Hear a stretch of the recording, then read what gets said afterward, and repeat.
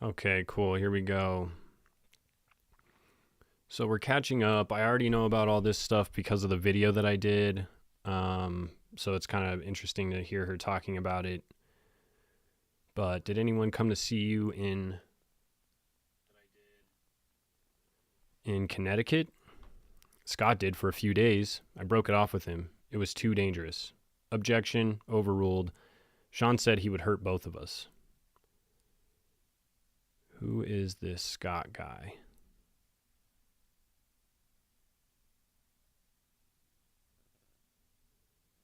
Sorry, I'm trying to catch up because of all these delays, but hopefully this will actually be not terrible. I think I fixed the settings. I think I might have figured out what I'm doing here a little bit.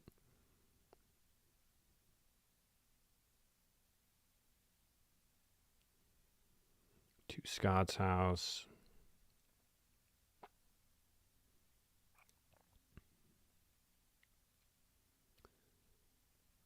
Who is Scott? Roger Bonds was the security guard. I do remember that. He was helping her out because he beat her up in that car or SUV or whatever. Let's keep cruising down here. Scott Mescuddy. Ah, that's what I thought. Kid Cudi. So we're talking about Kid Cudi here, you guys, which is kind of cool because, as we all probably know, Diddy is accused of making his car go boom.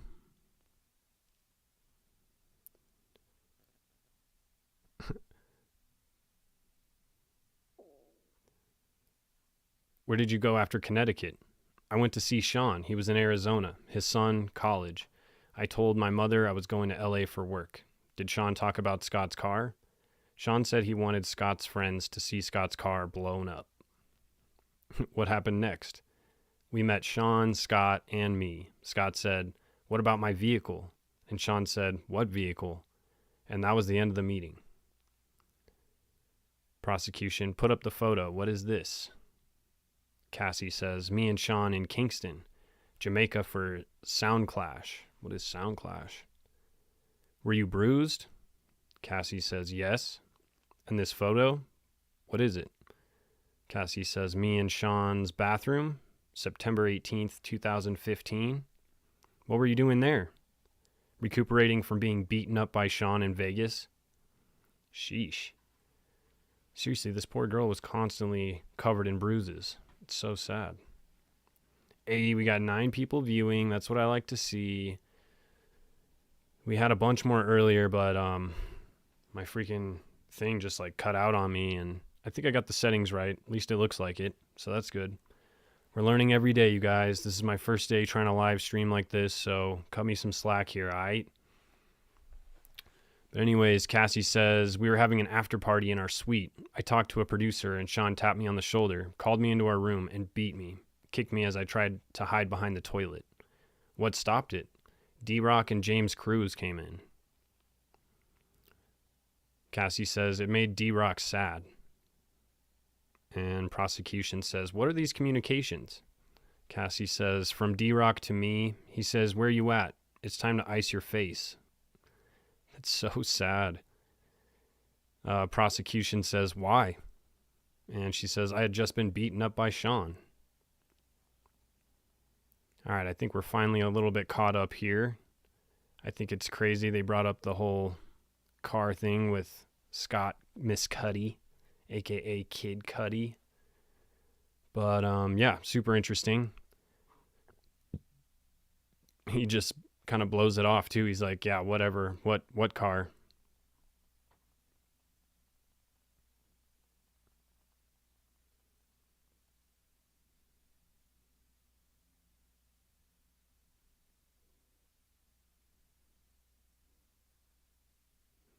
Yeah, Cassie looks like had to take a break before because, well, she's pregnant, so they take a lot of breaks. They're talking about bruises on her back. Were you entirely honest with your mother about the abuse? No, I said this was the first time. Did you tell her about the freak offs? Of course not. Why would I ever mention that to anybody? Sean kicked me in the back. I got a bruise. Where'd you go? To my hotel with the burner phone. The room was torn up. Someone peed all over the floor, pooped in the toilet and didn't flush it. It was gross. This was just before Christmas. Mr. Hanky and the Christmas poo. That's what it sounds like to me. Sean went through my phone during a freak off, I'm imagining is what he meant. He found an email. About what? Taking my toiletry bag to Scott's the next day. Sean put a wine opener in his hand and threatened me. I called Scott on a burner phone. Where did you go? To Scott's house. Then I talked with Capricorn Clark, one of Sean's assistants. Then what? I went to the house Sean was staying at. He told me he would release videos and hurt Scott and I. What videos? Freak-off videos of me. Wow. Why is he so crazy?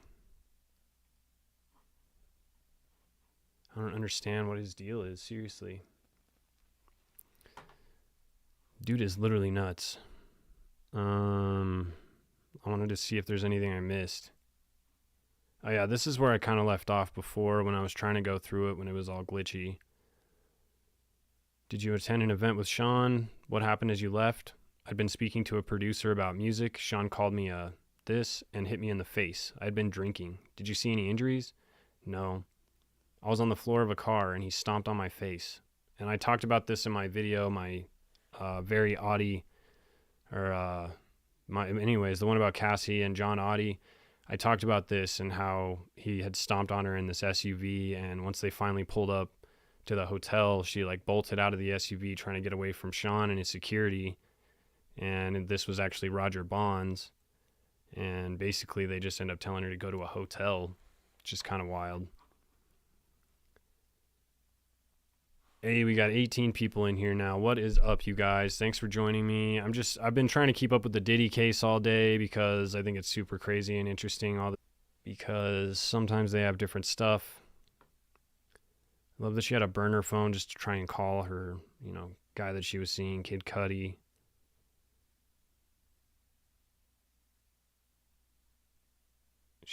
Cassie has made a point of not looking at Diddy as she testifies against him, keeping her eyes on the prosecutor questioning her.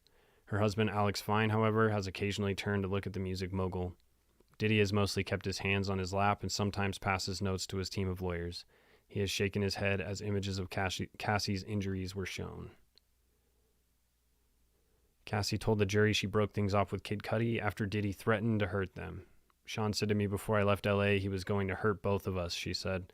I took that in my mind. If I stay in this situation, we'll both be hurt. If I don't, we won't be. She added that Diddy mentioned that when we were out of the country that Cudi's car would be blown up. Cassie said that when she next saw Kid Cudi, he brought up his car to Diddy. Cudi said, "What about my vehicle?" And Sean said, "What vehicle?" And that was the end of the meeting. That's so crazy. He just pretends like he has no idea. Or even worse, he's saying, "What vehicle?" Like, oh, hell yeah, Dro to Mob. Thank you for the love. Just doing my best to keep raising awareness out here.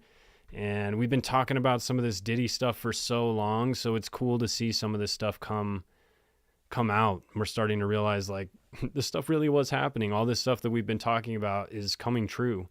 And honestly, Cassie's experience sounds so much like the Kim Porter memoirs. It's insane. So I'm stoked that we're all chilling. Thanks for hanging out with me and checking out the case with me. Brings up Drake in the testimony. Of course, they're going to try and throw in some big names like that. Nobody cares, you guys. Let's see what Inner City Press has got. Update status. Yeah, this stuff has been crazy, you guys. Like, literally.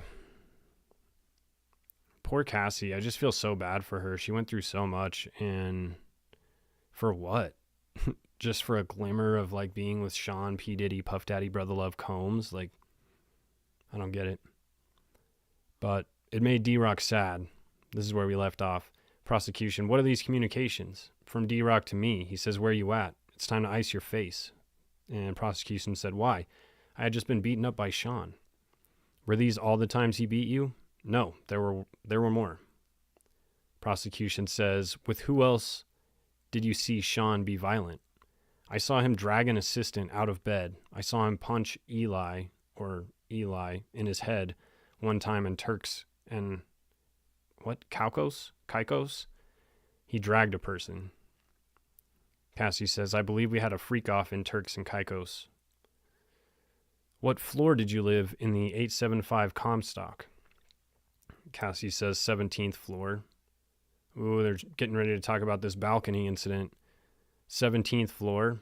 Prosecution says, did a friend stay with you? Yeah, Sean came and held her and threw her on the patio furniture out on the balcony. Oh my gosh. Just because she had a friend staying with her? That's insane. We got Brada Black saying, big up to Cassie. She is standing up to this monster. And thank you for updating us. You are so analytical. Thank you so much. I appreciate that. And hell yeah, big ups to Cassie. Seriously, for her coming out and being so open about all this stuff. I mean, can you imagine being in her shoes, having to talk about the weirdest sexual things you've ever done in your life in front of all these people? And now, I mean, we're talking about it in national TV. Like, there's all kinds of eyes on this case. So for her to come out and talk about this stuff and be so brave and just be fearless like that is just truly, truly amazing. And props to Cassie for doing that. Honestly, if it wasn't for her and a bunch of other victims coming forward, I mean, honestly, if it wasn't for Cassie, tons of other victims probably wouldn't have come forward or even had the chance to come forward. So it's truly amazing what she's doing. And I cannot even believe that she had to endure all this stuff. It's literally mind blowing to me that she was still with him for a decade. Like, geez. I do need to go back my videos. I talked about this when I went live earlier before it got all messed up, but the video that I made about Jonathan Audie is right now copyrighted, so I need to do some edits to it so it gets unrestricted. But anyways, that video is super, super good, and they just released a bunch of stuff about Jonathan Audie today, and I wanted to go to this real quick. I went to it this morning, but if you guys didn't see it this morning, the NDA for Jonathan Audie's case was released just randomly. Like, I just don't understand how, like, the timing of everything just seems to line up, but it is. And for whatever reason, they're releasing it now. Let's see if this pops it up. I definitely found it earlier this way. Yeah, here we go. Look at this. It's going to take us to the... Sheesh. You guys are taking up all my bandwidth here. But at least it's going somewhere. All right, let's just zoom in on this then. So if you guys can see this, we've got Jonathan Audie, state of Florida. Jonathan Audie. If we look down here, July 9th, 2014, just like he said, in 2014, he signed a $5 million non-disclosure agreement with Sean Combs individually and on behalf of Bad Boy Worldwide, Sean John Enterprises, and all affiliated entities and persons, Combs parties. State of Florida. They made an NDA disclosure agreement, and then he ended up paying him $5 million. This guy right here, Jonathan Audie. So the stuff that he was ranting about in this interview, this one right here, that stuff is all coming true. And so it makes you wonder if the other stuff we talked about in that video, Diddy having this massive schmug trafficking like operation going on in tandem with this sex trafficking stuff, because it's very possible that he was, especially with how frequently he had substances around and forced it on people. You would have to imagine he had a pretty good connection. So, but let's continue on here. We got Sean came and held her and threw her on the patio furniture out on the balcony. And then she says, I saw Sean bring her back in from over the balcony and then throw her on the patio furniture. And the prosecution says, and Carrie Morgan? And Cassie says, I saw Sean hit her in the head. Prosecution says, did you get drugs on your own? And Cassie says, occasional drug dealers, different types of substances. And it sounds like she would use those. From what she said in the past testimony, she said that she would only really use those types of substances without, or like after the freak offs and stuff. She would use that to like recoup and probably just forget about things, honestly. And then even more than that, she would always be sore just from all the stuff that they were doing. So she would get these things to dissociate and likely just to help her heal up from whatever happened. I'm convinced that every single rapper in that industry has done something strange for that change, and people out there still want to be rappers. Like, they don't see what's going on. Yeah, and I don't know if you guys have heard about that whole thing with Sean Diddy Combs being involved in that meeting with the CIA and all these private prison investors, and essentially like talking to Sean and other members of the hip hop agenda, basically trying to get them to push criminal activity so that there would be more people flooding into these privatized prisons. Because if you guys aren't aware, prisons are a privatized system, just like everything in America, which means somebody owns them. There's investors who pay into having these prisons. And obviously, the more inmates, the more money they get from the state or from the government or wherever, they get more funding. So it's part of this, as Jonathan Audie would say, the hip hop agenda, whatever that really means. But moving substances all over the country, moving them in, internationally as well.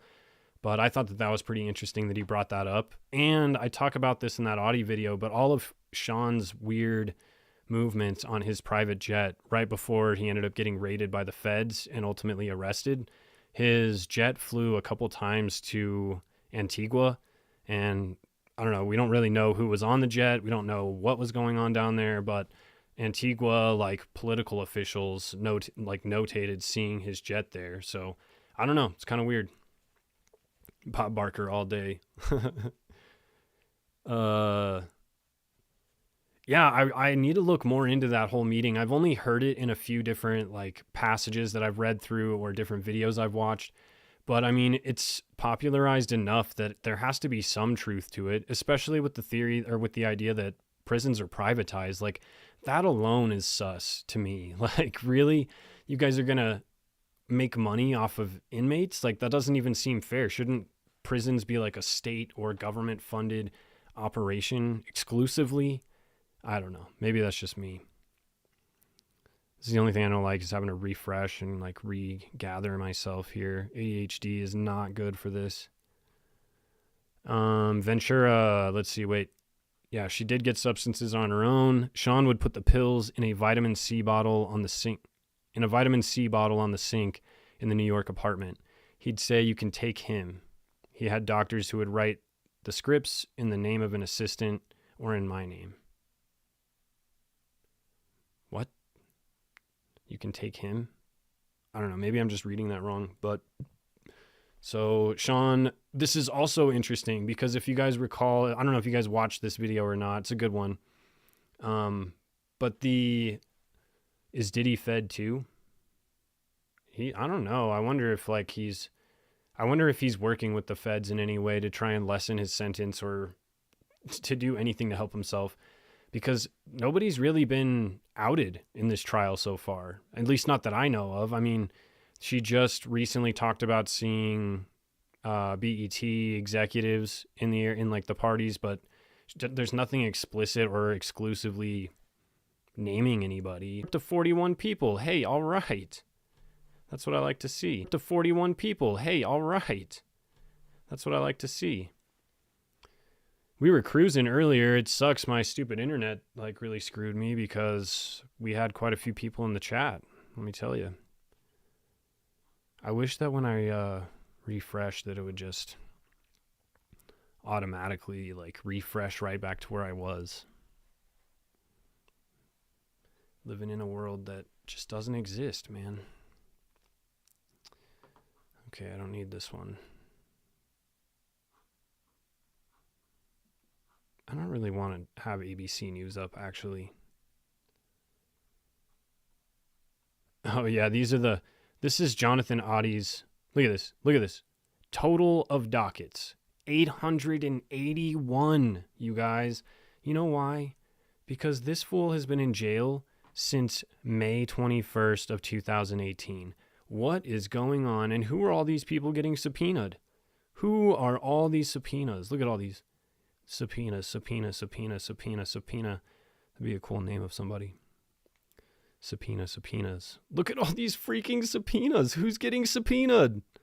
And yet this trial is not even happening. And he's supposed to be taking a plea deal. So look, plea set, status set.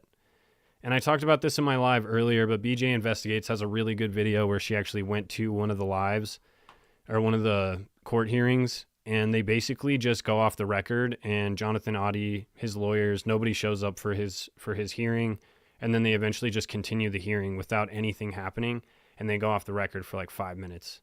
It's really weird. Really weird, you guys. So I am under the firm belief that Jonathan Oddie might be testifying in this trial. It might be something to add even more to the racketeering charges, because if he can prove that he has evidence that he recorded saying that Sean P. Diddy Puff Daddy Brother Love Combs is trafficking not just people, but drugs internationally and across state lines, that's only going to add to the racketeering charges, you guys. So it's interesting to see that Jonathan Oddie, who has been in jail since 2018, don't you get like the right to a speedy trial? Isn't that in the Constitution? Isn't that a thing? Where'd it go? Whoops. So I don't know. That's just a little side note. I've got some other stuff that I found in my searches as well that I found kind of interesting, but we'll touch on that in a little bit. Where are we at here?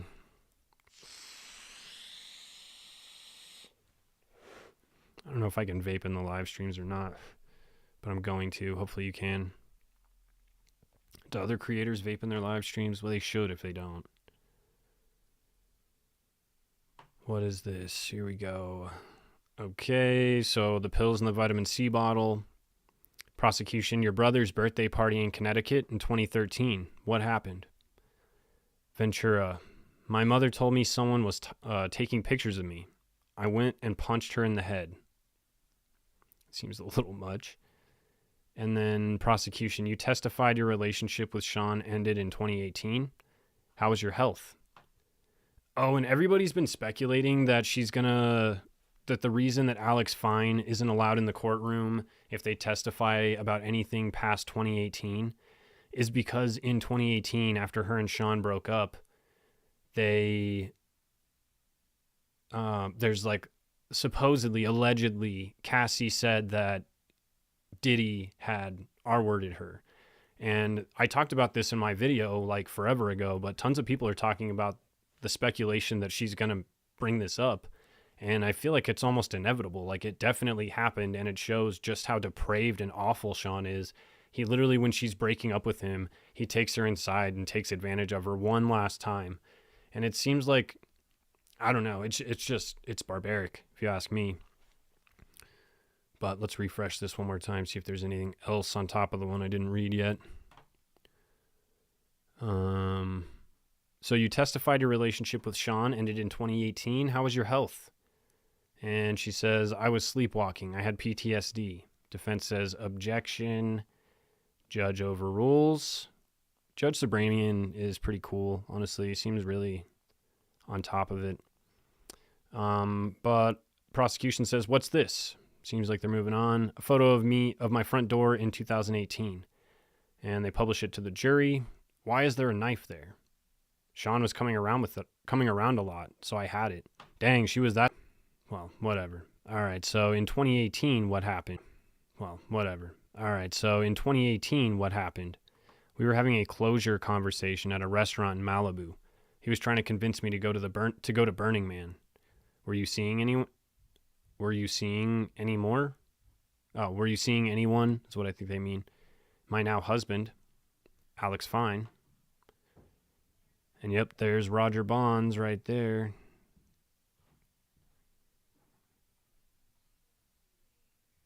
I don't want to mute it. I just don't want to see it.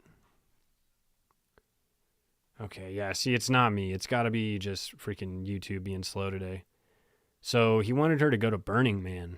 Burning Man sounds wild, dude. And the amount of stuff that Sean had Cassie taking John Oddie talks about how, oh man, I want to play for you guys that interview again if you want to hear it. Maybe when they take a break, I'll play it. But I've got the interview. They just did an updated interview, News Nation, coming in clutch. And I showed this in my previous live, but they did a interview with Jonathan Oddie, supposedly, allegedly from jail, that I don't really truly believe the phones in jail sound that crisp, but that's just me. But they did an updated interview, the first time anybody's heard from John Oddie since 2018. And yeah, they dropped that this morning, which is why I'm like, why do they keep bringing up Jonathan Oddie? Why do they keep bringing it up?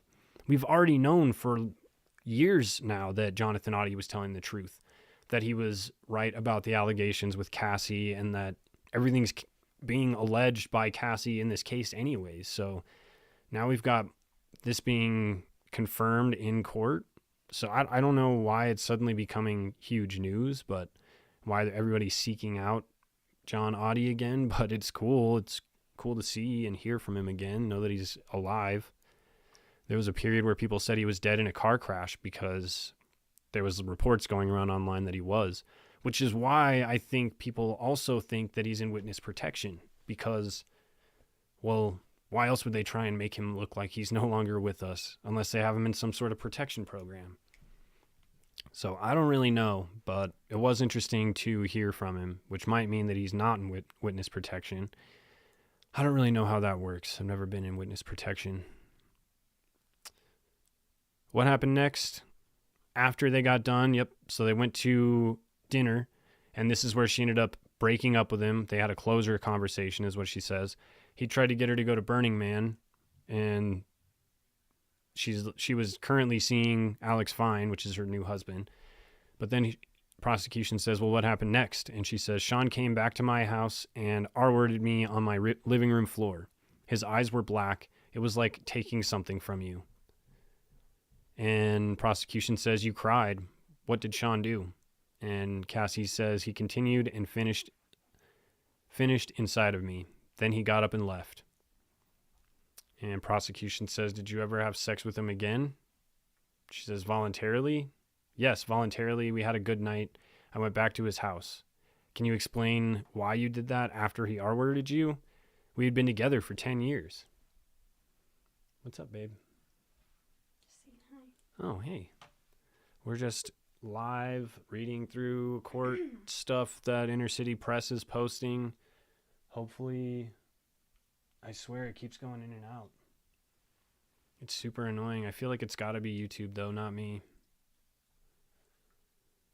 Makes me want to quit broadcasting, though, because it's got to be super annoying to watch.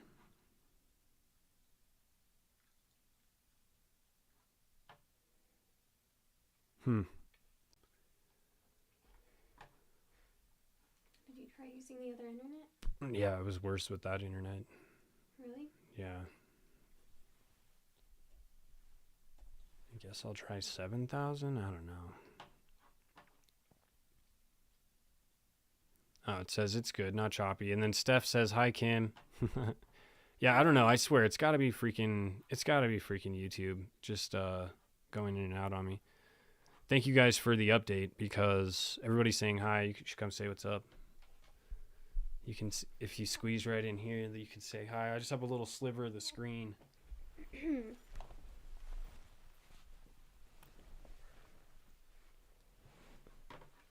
See, you're right over there. Oh, wait. Do I need to look this way? At your computer? Yeah, the camera's right here. So, let's see what's going on with any updates here. So, yeah, literally Sean took advantage of her as she broke up with him. And then he convinced her to somehow stay the night, even after doing that to her. Seriously, poor Cassie. I can't even imagine going through that.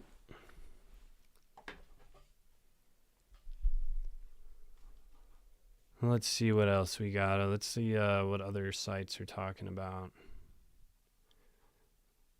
Oh, yeah. This is what I wanted to bring up a little bit later. I'm going to save that for a break, though, because I don't know. I don't want to miss anything. I mean, I feel like nothing that's coming out is really that new. This is all stuff that she's already included in her allegations from 2023 or whenever she initially dropped all this stuff. 10-year relationship with Combs, was consumed by violence and his obsession with a form of voyeurism. I love how they call it that.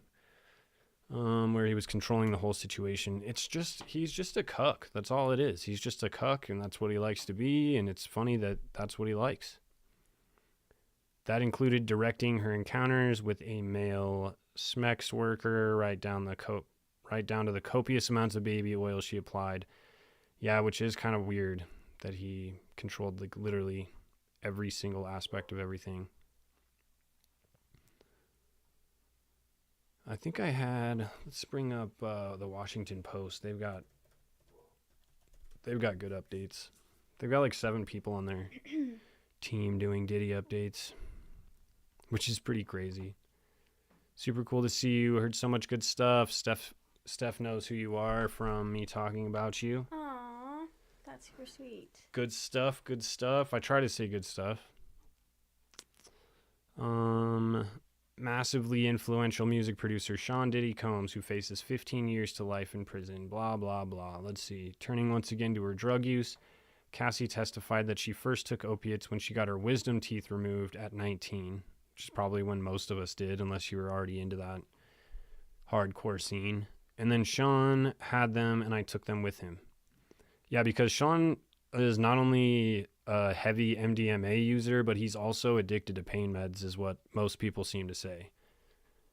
She said Combs would procure drugs like pain meds for her, sometimes using his employees to fill prescriptions. She would take them with or without him present, she said, until at one point she was using them daily, which makes sense. I mean, over time, you just get sucked into that. She last used drugs in 2020. Then she went to rehab, and now she's doing a lot better, and she's obviously 8.5 months pregnant. I think they said her due date's literally this week, like Thursday, tomorrow. Oh, yeah, the sponsor of the week segment about Kim was definitely sweet. I'm so sweet. You're the best. You're the best. I don't know what's going on here. I'm just going to close this out. Maybe that's affecting it. I was like, what internet speed do I need to be like able to live stream? They're like, you have the best internet speeds. I was like, okay, that's what I thought, but clearly not. Yeah, they kept talking about Scott, and I was like, I feel like they're talking about Kid Cudi, but I wanted to make sure, so I had to go back up and check. But yeah, like I talked about in my video about Audie and Cassie, like Sean just blows off the fact that he blew up Kid Cudi's car. He's like, what car? I don't know what you're talking about.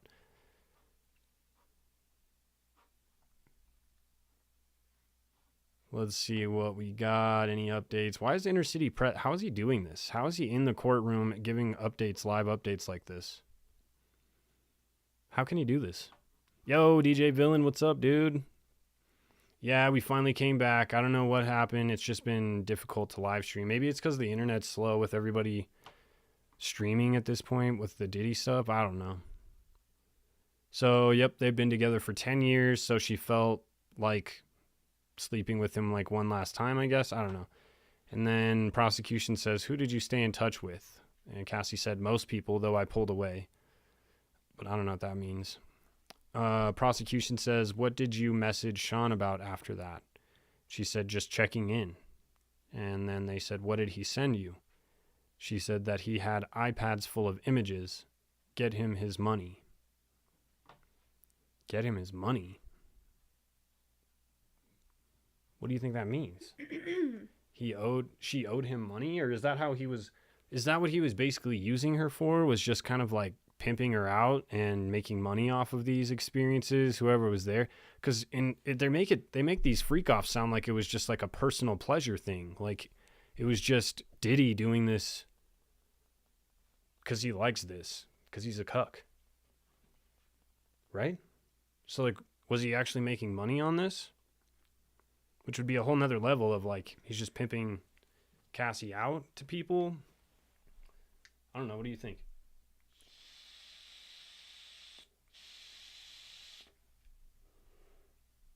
I'm reading the conversation over because I don't really know. Well, so far, I don't think they've really said anything about that. I don't know. What do you guys know? Was Diddy like pimping him out or what?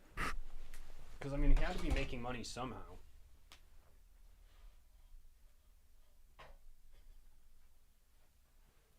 That's my theory. Ugh. And now he's threatening her with iPads full of images.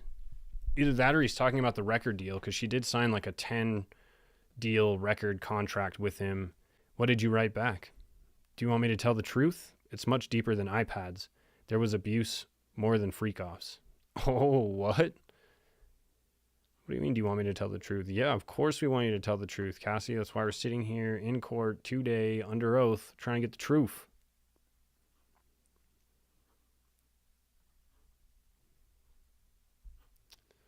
This whole refresh thing is probably super annoying for everybody, but especially for me. It's much deeper than iPads. Yeah, I'm sure it was deeper than iPads. I'm pretty sure he was blackmailing multiple people. Yeah, and that's what I'm wondering is why none of these people he was blackmailing are we hearing about any of them? Why is there nobody? It's not like anybody is being named at all. I haven't heard any names of any single like clients in this whole thing. I thought we were going to get some names. I thought we were going to get some info. Too many to name. That's a good point. Too many of them to name, so they're just like, I can't remember all of them. It was just some person that I didn't know, but... Diddy didn't do this alone, but he's getting pinned for all of it. Well, yeah, of course not. In fact, there's somebody above Diddy and Epstein. Like, they clearly had clients of people who were engaging in these. So who were these clients? And obviously they weren't... The fact that their operations are so similar makes me think that it comes from some sort of structured... Like, this is something that has been in place for a while. And almost now that Diddy's gone and Epstein's gone, there might be other things still happening we just don't know about in other sectors. I mean, if you think about it, we've got Harvey Weinstein, who was in the film, entertainment, like movie, TV industry. Now we've got Diddy, who was in the music industry. And then we've got Epstein, who was really more privy to, like, wealthy elites that are more political or wealthy elites from other countries. So it's almost like they had somebody like in each, kind of like if you look at it as a business, these guys were all managers of their different branches. You know what I'm saying? Like we've got Diddy, who's managing the music sector and making sure that this stuff is happening in the music side of things. And then but it all funnels into something bigger. And so that's what we're not obviously being told. And they're hoping that we, oh yeah, and Tigers in Town says your signed Mac Miller shirt is awesome. I just saw that. Oh. That shirt is super awesome. Thank you. Yeah, it was really cool to meet him. He was super down to earth, and that was such a cool show. The Black Sheep is such a little venue. It's very intimate, and I don't know. It was dope. I can do this. I forgot. Check that out. Like my little border I did. Oh yeah, that's cool. Pretty fun, huh? Mm-hmm. So yeah, let's see, Underbelly episode before Cassie case came out, it was an escort named Tania. She said she was at Diddy's mansion in Miami. Oh, see, this is what I'm talking about. In my episode about Macy Marie Lathers, I think I got her stuff pulled up here too. Yeah, right here. Macy Marie Lathers, she's the girl who crashed in Miami just like 5 to 7 minutes away from Diddy's mansion. And she was also an escort. And I almost guarantee she was at a Diddy party of some sort. And I checked online to see if Diddy was in Miami in that same time frame when she got into this accident, which was in August. And he was in Miami in that time because he paid off his entire Miami mansion in preparation for him getting raided and investigated by the feds. He already knew it was happening. So he was in there in August paying for his house to be finalized and paid off completely. So he was there in the area in Miami when this happened. And that girl is still awaiting trial. And the cops are currently trying to break her iPhone. They're trying to get into it to figure out where she ended up getting these drugs from, because she had the same pink cocaine stuff that Diddy was also moving around. So that's my theory with the whole Jonathan Audie stuff, is that he might be testifying on the whole, not only human trafficking piece, but drug trafficking as well, because he talks about how they're moving this stuff in private jets, which is the way I would move it if I had a private jet, because you don't get searched through customs or any of the official airline searches at all. Like, it's private.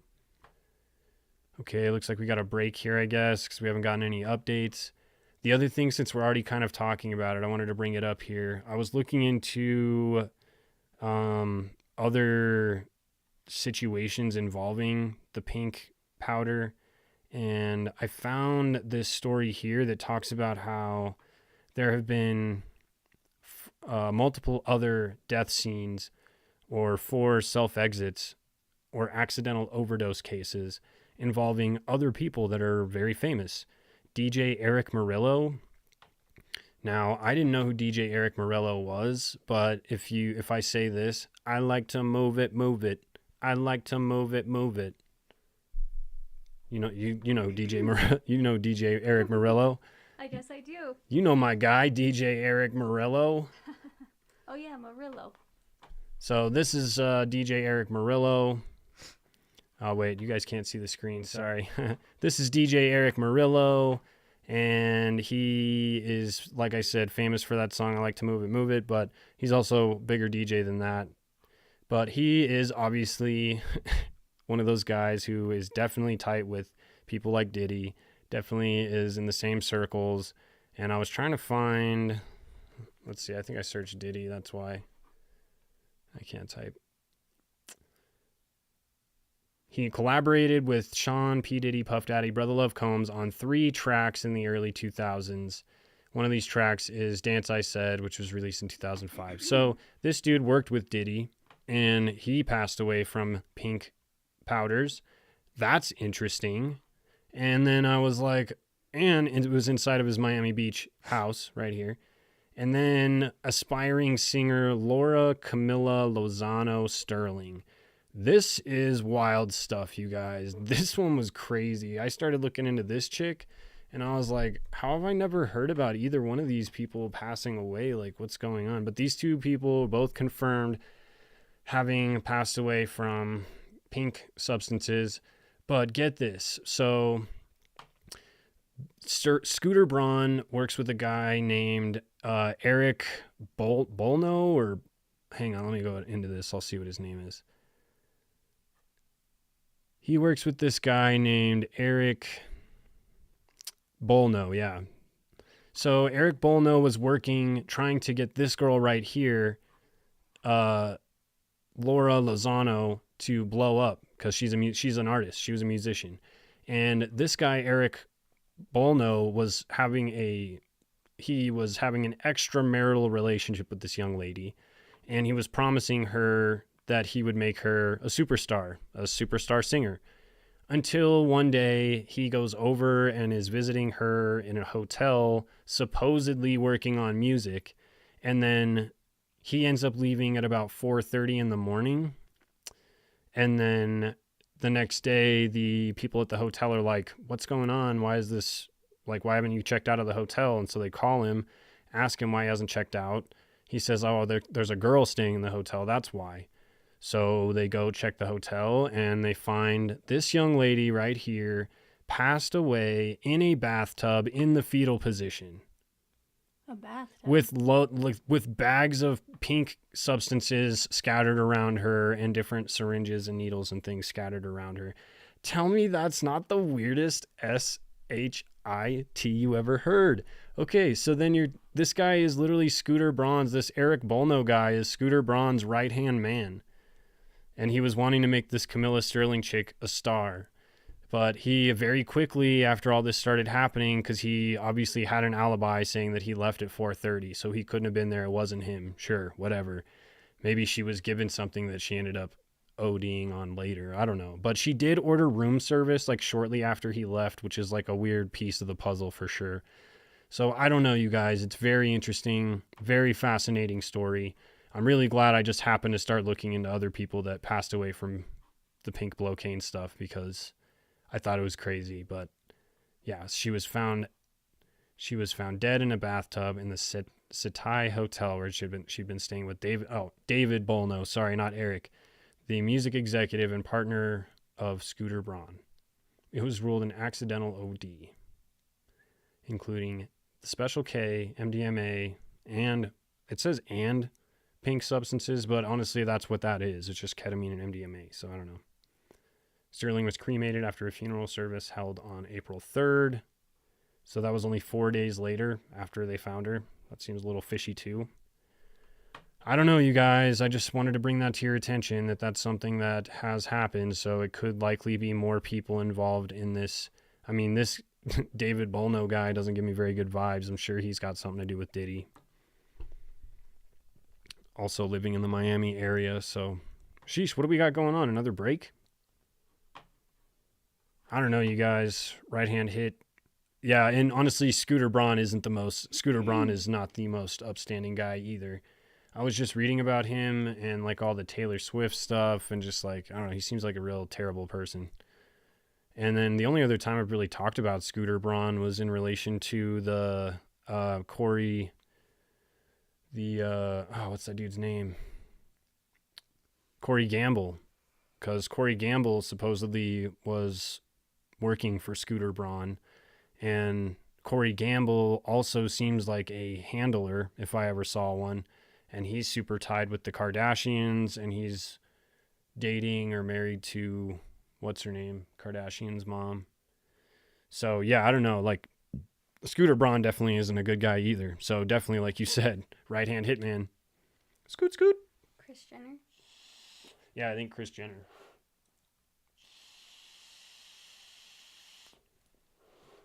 So, I don't know. Tell me that's not weird, you guys. You stayed at the Satai Hotel when you went to the music studio there. I think it was like $3.5K a half hour. Yeah, in this report, I think it said it was like an $18,000 room or like $1,800 room for the night that they were staying in. Yeah, and his alibi is that they were just there to talk business. They were just talking business at a hotel, but they did find condom wrappers in the trash can, so that kind of blows his whole story out of the water. But, yeah, I don't know. Very interesting. And I think it's kind of strange. There's not more people that have passed away from, at least not famous people, but I thought it was interesting they brought that up in that report. Yeah, what was this even talking about?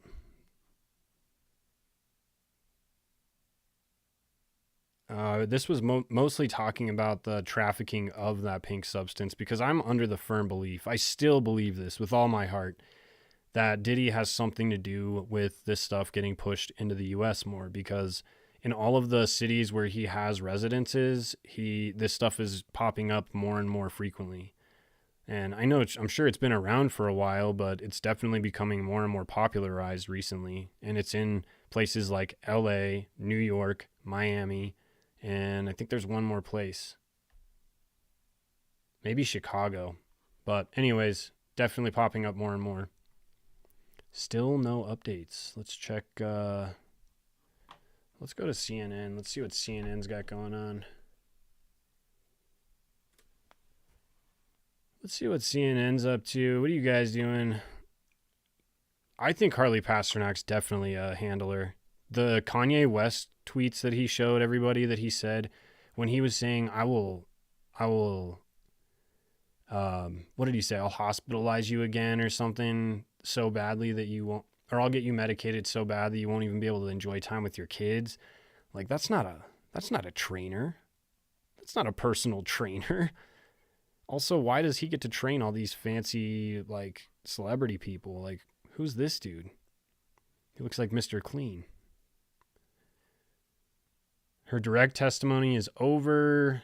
Jury dismissed. Oh, really? So they're about to do cross-examination. Ooh, this is about to get exciting, y'all. We're about to have some cross-examination of Cassie Ventura. Curious to see what the defense is about to come up with. See, this is why it's important. You got to have multiple sources, because some of them tell you something that the others don't. We were looking up Washington Post. That one's really good. Where's that one at?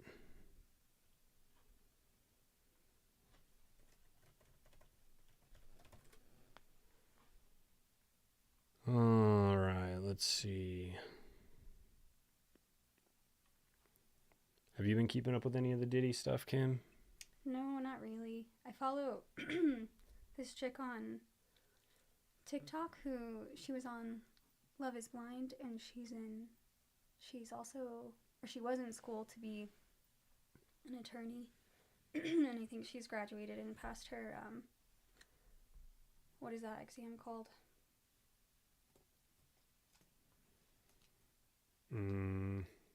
She goes over the legal perspectives of everything. Oh, that's cool.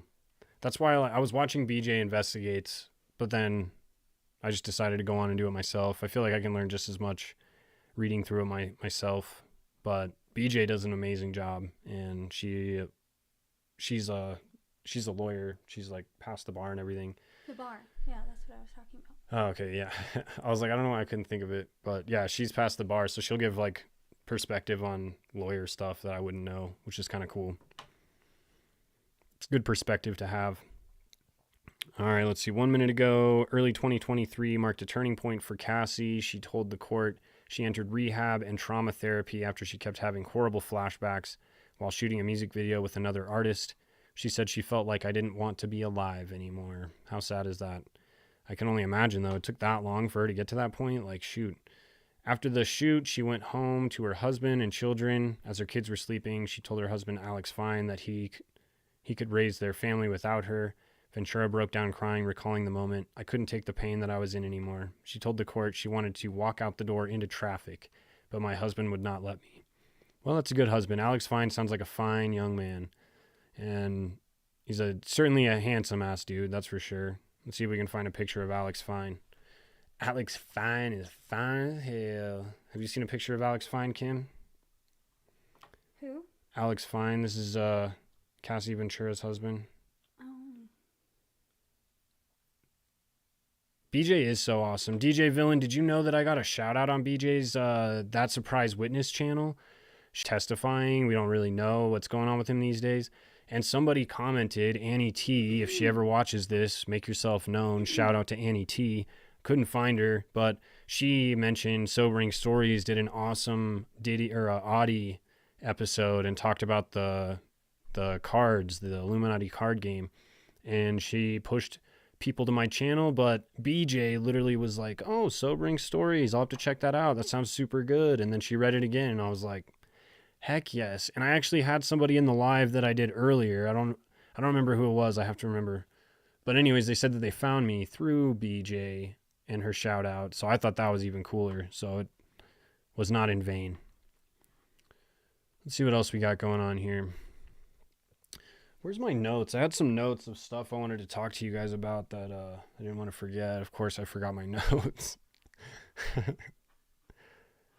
Oh, this guy, he's such a dork. Close some of these tabs. We got too many tabs, you guys. Oh, so we already had the Washington Post up. What an idiot. Look at Jonathan Oddie, you guys. What a freaking hunk. Back in the day, obviously. Look at how massive this dude was. Wow. Before he ended up getting shot twice. Poor guy. Seriously, dude's been in jail since May 21st, 2018. Almost 7 years exactly. Allegedly.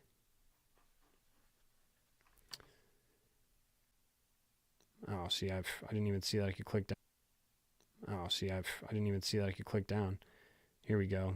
Let's read through these. Here we go.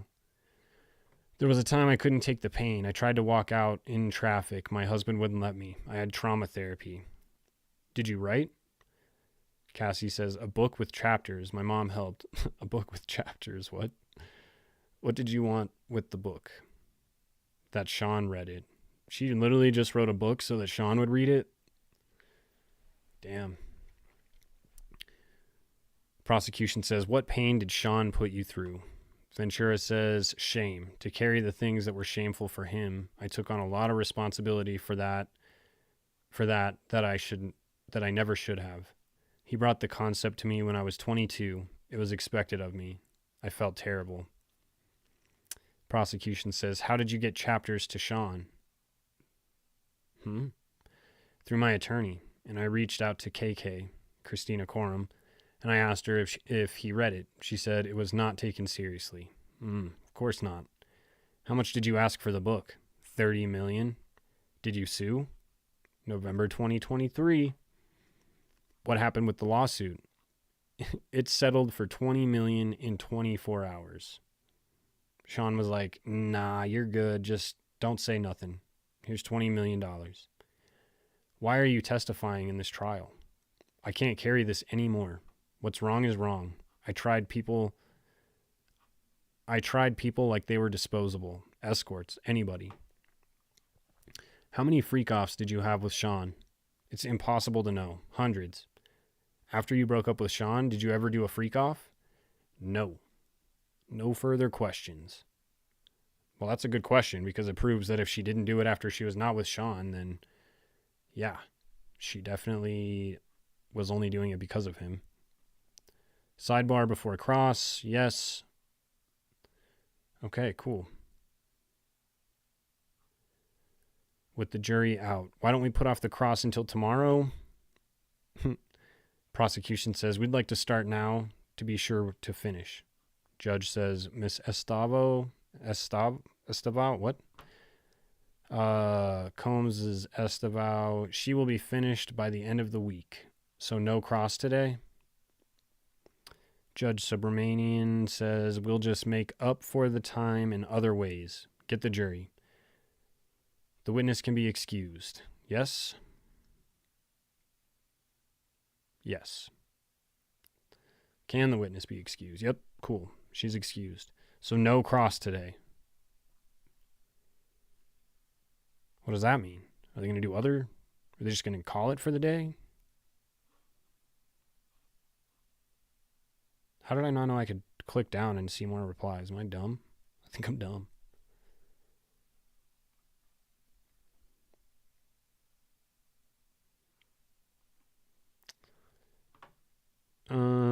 Yep.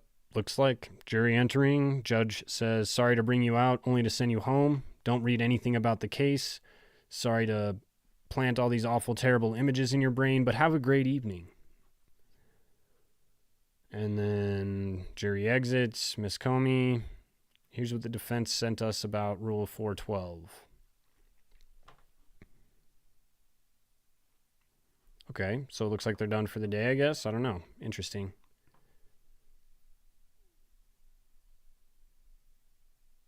Brackets and jackets. God, I miss freaking Isaac Cappy. He was so funny. We got the Diddy Trial Edition. I wish I could rap like he does. We just need the music. Dun-dun-dun-dun. Dun-dun-dun-dun.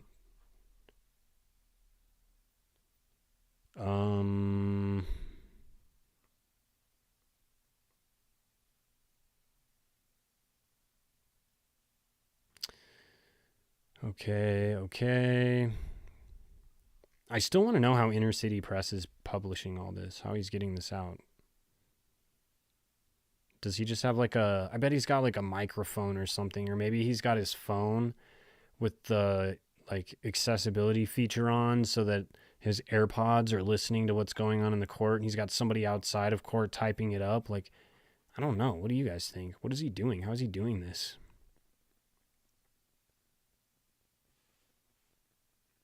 Or I guess anybody for that matter. How are all these live updates coming through when they're not allowed to do anything with, I guess they can't have cameras in court, but you'd think that they wouldn't be able to have their phones in court, or maybe they're not that strict. Maybe they're letting them have their phones. They just can't videotape.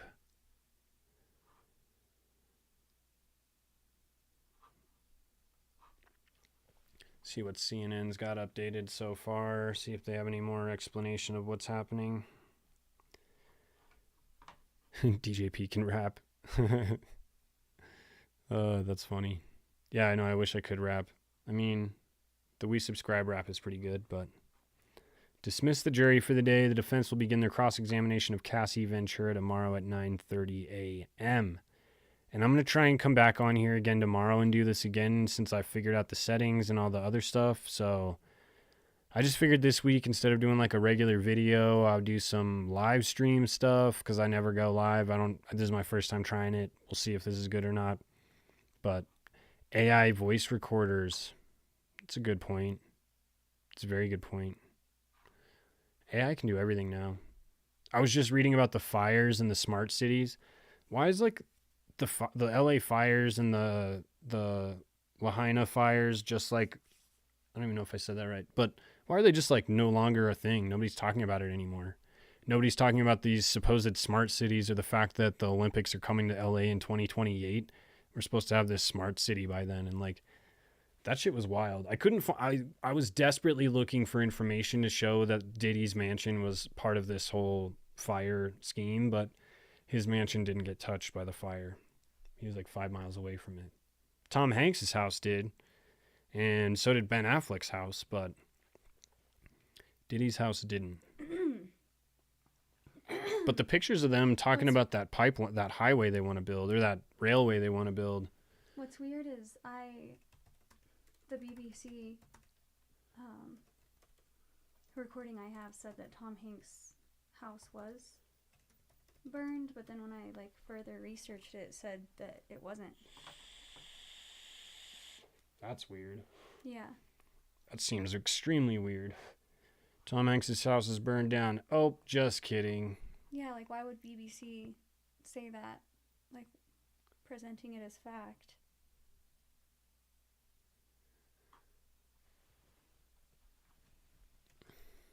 I don't know. And I feel like there's like airplanes or drones or whatever that help like control the weather. So why wouldn't they just bring those little things into action and make it rain? I 100% agree with that. When I was watching some videos of all those crazy like beams of light, looked like they were literally sending beams of light from the sky to light stuff on fire, directed energy weapons. Okay, I like that it's zooming in, but it's zooming out. What? Okay. California wildfire line up exactly in the same path as the California high-speed rail system. This is the plan for the high-speed rail system. And there's videos of people starting these fires. Like, I don't know. Super weird stuff, you guys. They just randomly have... Oh, Hellraiser, hell yeah, I'm glad you came back. Yeah, my stupid internet just sucks, I guess. I don't know, it just cut me off. And then I tried to come back, and then it was just even more glitchy than before. So, I don't know, we're back now. And we're back. Sorry, I didn't mean to cut you off, Kim. They randomly just have, like, problems with arson, and now everything's good. Yeah, everything's just fine. Like, okay, sure. Oh, heck yeah. I'm glad that you enjoyed the live banger the other night. We enjoy doing that. That's my favorite thing to do ever is just DJ for hours. I think we went for like 4 hours. Both Haas and I were like, oh, man, didn't even realize. Let's see. Cross-examination was going to begin. Judge changed his mind, so they're going to start tomorrow. So, what, did they dismiss for the day? Is that what's going on? I don't know why. They should just let cameras be in the courtroom. Like, that shit just seems so extra. Doesn't that make sense? Yeah, all the people who is if somebody, that was the cool thing. I saw some videos of people like civilian policing this guy with a blowtorch. And I was like, yeah, I would do the same shit. People would do that here in Colorado too, because they take wildfire very seriously here, because it does destroy tons of people's houses and property, and it's never the same after that. And so people take it pretty seriously. So I can't even imagine people walking around with blowtorches and like intentionally lighting fires in California, especially when that stuff was all going on. Yeah, and now it's all just fine. Nobody's doing that and acting crazy. Like, 80s comedy movie Real Genius. I don't think I've seen that. Real Genius.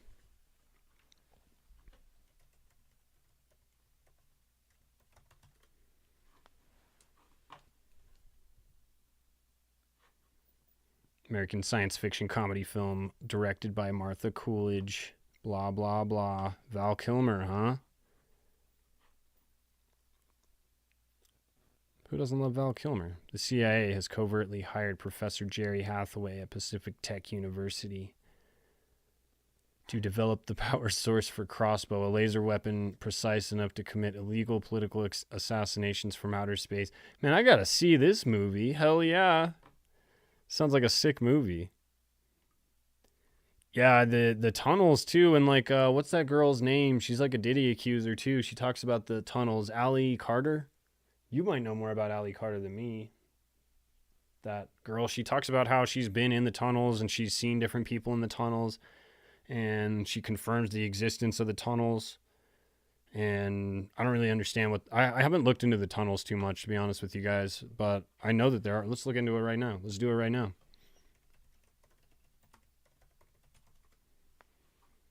Fuck it, we'll do it live. LA's Forgotten Tunnel Systems Explained. Let's see what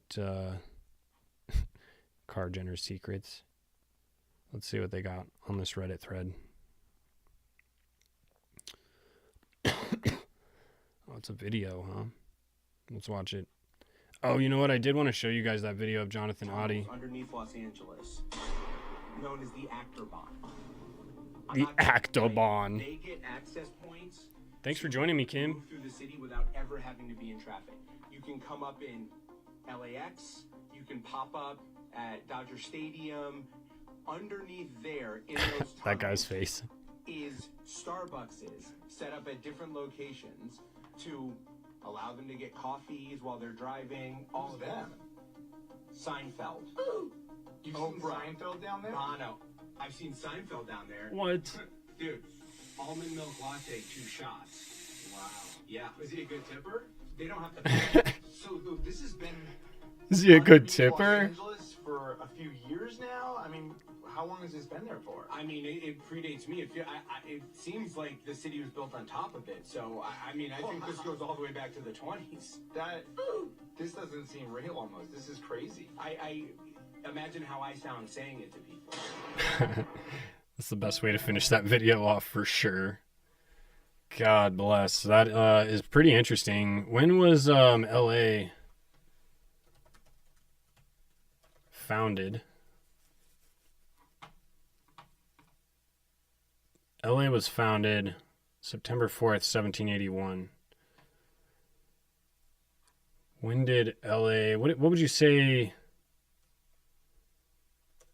What would you say if you were trying to figure out when a city, when it started getting like modernized? When did LA become a city, I guess? Maybe that's what it would be.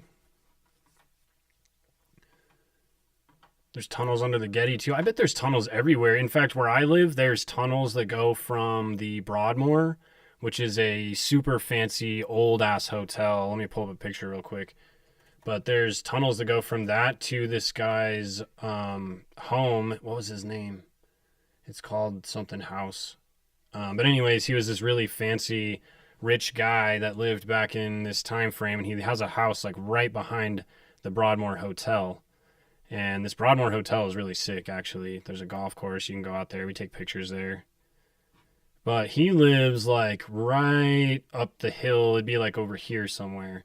It's called the, damn it, I need to remember what it's called. But there's tunnels that go from the Broadmoor to his house, and they used it for making moonshine and making alcohol in the Prohibition days. And so there's tunnels that literally go from the Broadmoor to his house. Where is that? What is it called? I used to work out of it too. I just am brain farting on the name.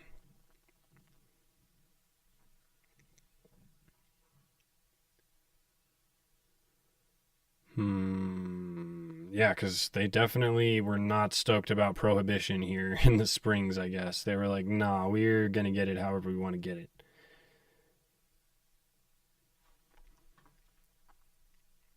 Is that on top of Starfort? I'm going to look that up. The entire state of Nevada is mostly tunnels hundreds of miles down. When did the Bull Creek Spillway get built? Bull Creek Spillway. I've never even heard of that. This is kind of fun, just researching stuff with you guys, because, yeah. It's a tributary of the Los Angeles River. Oh, that's a good question, actually. Yeah, because that would be... This is like a massive thing that goes all the way through LA, or what? 9.6 mile long tributary of the LA River in the San Fernando Valley. The creek rises in Bull Canyon. It was built... Why doesn't it say when it was built? Let's put a question mark. Let's just...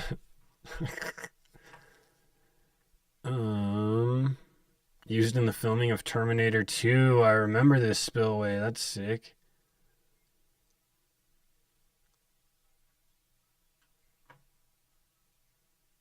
Hey, what up, what up? Yeah, no worries. We just went through a bunch of the rest of the Diddy trial. I think that in fact, I better double check just to make sure I'm not getting distracted without finishing this whole part of it up. But jury dismissed for a short break. They're going to resume tomorrow. Looks like that's all the live updates so far for the day. So I think they did dismiss for the day, which I think that they're what, 2 hours ahead of me, so it's 4:41 there, so they didn't get out that early. They were only out like 30 minutes early, maybe. Let's see what we got. The rule requires that this be sealed. Oh, okay, here we go. I don't want these read into the record, so yeah, this is stuff I didn't read yet. We'll make up time in other ways. The witness can be excused. Sorry to bring you out, only to send you home. Have a great evening, blah, blah, blah. What the defense sent us about ruled 412. We believe he had agreed that other SUL acts by the witness were not admissible, but we understand that they intend to cross-examine her about other relationships, with texts about SEX, about Miss Ventura effing someone else. Why is that necessary? Prosecution Comey, I don't want to read those into the record, so I'll hand copies up. Judge says defense.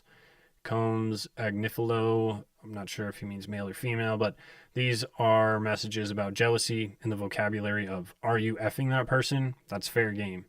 This is the real world way people express hurt. Yeah, that makes sense. That is how people actually talk.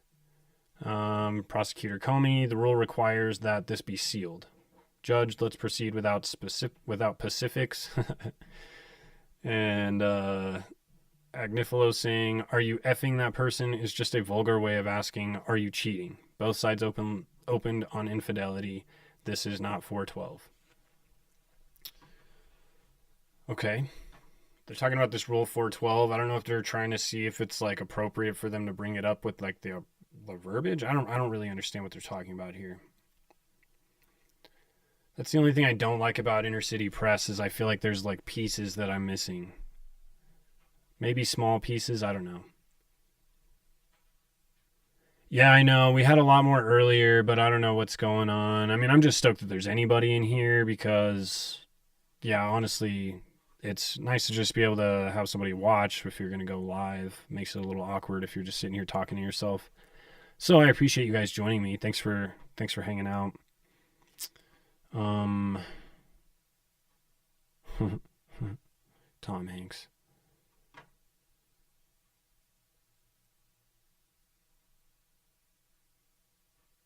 Nice. Okay, cool.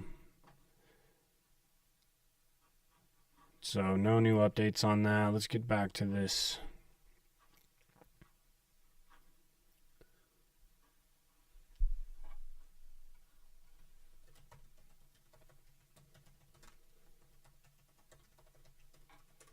When was the spillway built? Oh, not until 1984.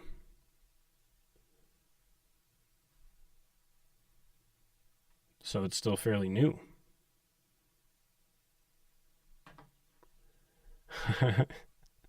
That's so funny.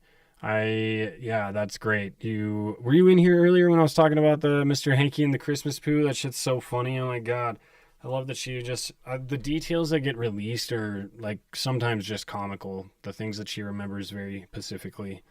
You're like, it's an interesting anecdote. I don't feel like that has anything to do with anything, but Mr. Hanky and the Christmas poo, prior to Christmas, there was poop left in the toilet. So Still nothing compares to the stuff we learned yesterday, you guys. I was really hoping for more of that. I was really hoping for more of the Nipplegate stuff, because hearing that Diddy liked to have the escorts finish on Cassie and then take the bodily fluids from that guy that's on Cassie and then wipe it onto Diddy's nipples, that was hilarious. Like, what? It was also super sad for Cassie, because I'm like, what on earth were you into, man? Like, I guess I couldn't, I can't put myself in her shoes at all, but I could never imagine being in that situation where I'd be like, yeah, this is just what I do every week. That sounds so awful. Also, Sean P. Diddy Puff Daddy Brother Love is a weird dude. He likes some weird stuff, man. That freaky deaky stuff. All right, so wait, when did LA become a city? It was recognized as a city on April 4th, 1850. Originally named El Pueblo de Nuestra Señora la Reina de Los Angeles de I think that means peninsula, but I don't know. That is a really long name. Nipplegate. Yeah, somebody said Nipplegate on the comments that I was watching. It cracked me up, dude. Nipplegate. Oh, shoot. Maybe it's some sort of ritual. You've got to have the semen of the man who's cucking your girlfriend rubbed on your nipples for it to be official. I'm not really sure. I'm not into that kind of stuff. Never tried it anyways. Maybe I would be into it. I just never tried it. So, I don't know. It's so weird. God, I can't get over how weird that is. When I saw that, I screenshotted it and I sent it to all my friends and said, what the F? Yeah, I'm stoked. This trial is going to be so long, you guys. Like, literally, actually, I'm kind of surprised that Cassie's already done testifying. Although they're probably trying to speed it along because she's literally due to give birth, like, tomorrow. So, yeah, I'm not really sure. That's kind of wild. But, okay, the next thing I wanted to see, so we're getting closer here to, like, the 1900s. But 1850 is not that long ago. And then it was established initially as, like, it sounds like it was more of a Mexican-Spanish settlement. So I wonder if, I don't know enough about Spanish conquistadors and the early U.S. Should have paid attention in freaking history school, you guys, in history class. Let's just read up. Well, this is why, because everything's online now. I don't have to pay attention. It's all here. You can just learn now. It is the second most populous in the United States. That's good to know. Toponymy. Spanish rule. Here we go. Claim the area of Southern California for the Spanish Empire initially.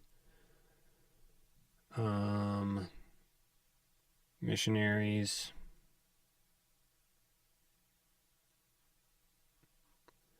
The town of Our Lady, the Queen of the Angels. The present-day city has the largest Roman Catholic. Okay, so it was like a missionary thing. They started spreading.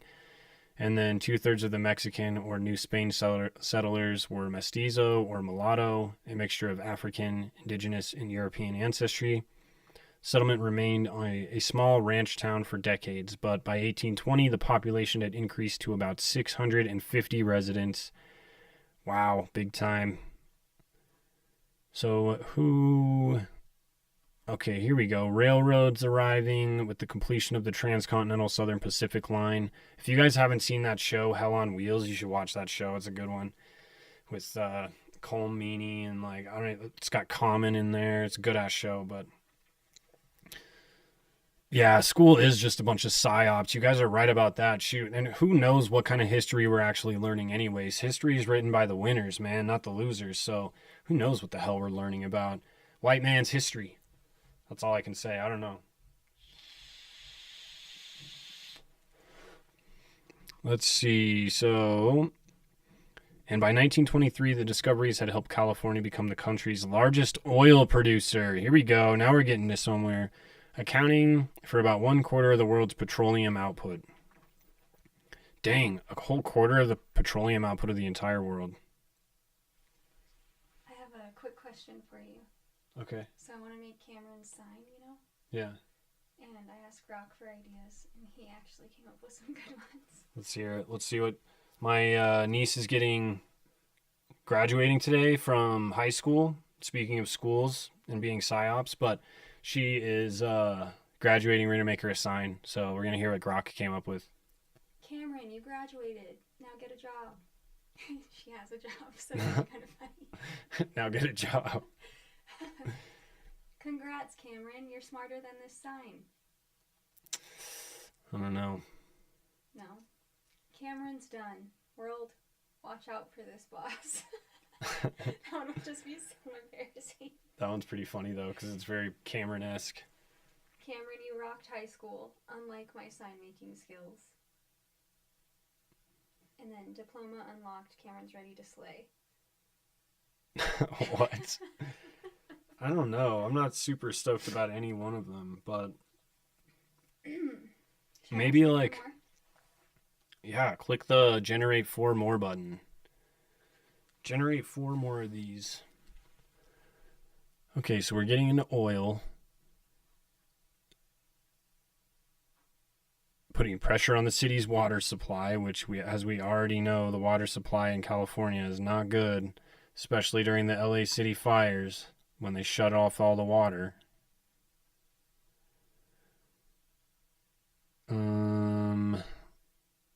Residential and industrial land use zones. The new ordinance established 3 residential zones of a single type where industrial uses were prohibited. The proscriptions included barns, lumber yards, and industrial land use employing blah, blah, blah.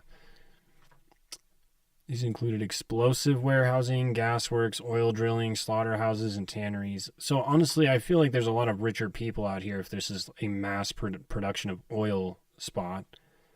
City Council created various exceptions. Diploma get. Cameron's ready to yeet into the future. I don't even know what that means. I don't think I do either.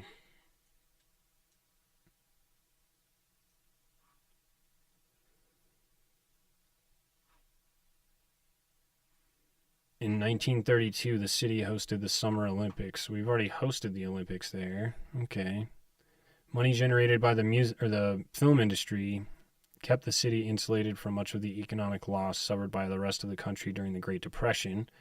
So that helped maintain Los Angeles compared to other places, because farming probably wasn't big there either. But where would they have built these tunnels?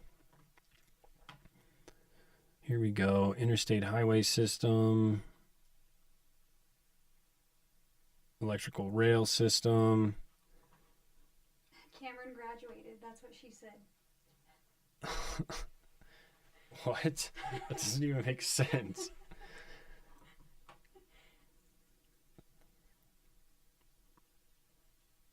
Well, they don't mention anything about something that would warrant tunnels.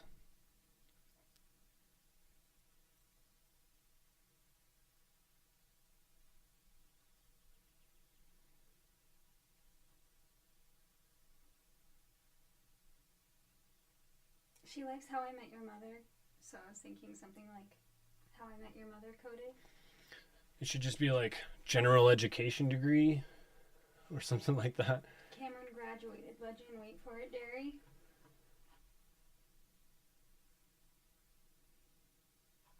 Yeah, that's okay. I mean, I guess I like the legendary part, but it seems kind of lame. Well, I'm not finding anything out on Wikipedia. Let's look up for...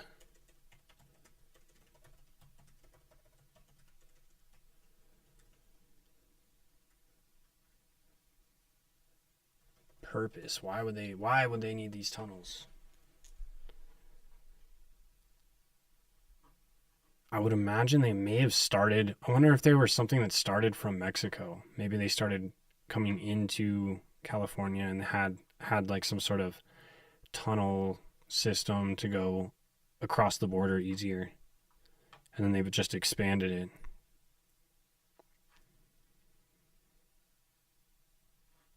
Travel.com.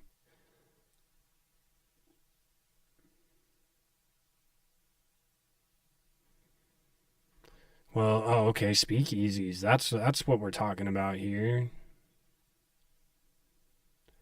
Okay, so yeah, that's kind of what I thought. Yeah, it dates back to same thing that they had here. They had tunnels for moving alcohol and moonshine and stuff.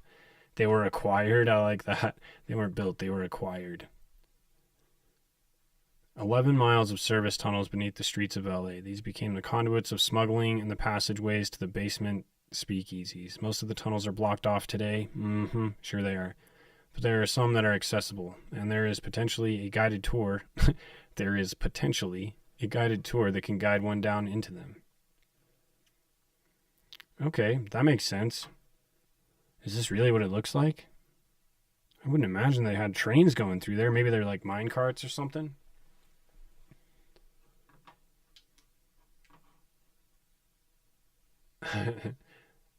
That's so funny. I love the episode in How I Met Your Mother where Barney says that Zabka is the real Karate Kid. Like, he's so right. That's so true, though. God, I love that show. Yeah, I don't know, babe. I really don't know what the best sign would be. They all seem kind of like I'm not stoked about any one, but they all seem good. I think they're also like dumb, but they're perfect. But I can't decide which one.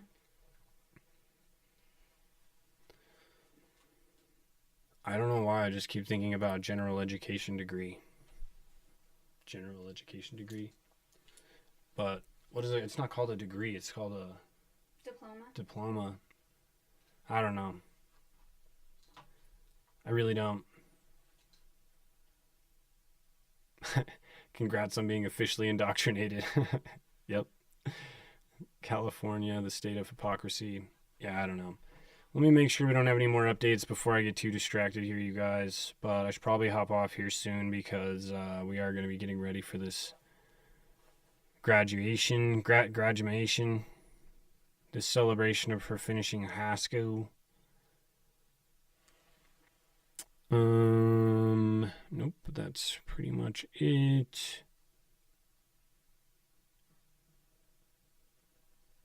The rule requires that this be sealed. Let's proceed, blah, blah, blah. We could do it in the robing room. That sounds dirty. What are you guys doing in the robing room? The defendant would have to be present. So in the courtroom sealed, counsel for victim 1 would like to be heard. I see his hand, Mr. Wigdor. We are entitled to notice. Tomorrow morning. Adjourned. All right. They officially adjourned for the day, you guys.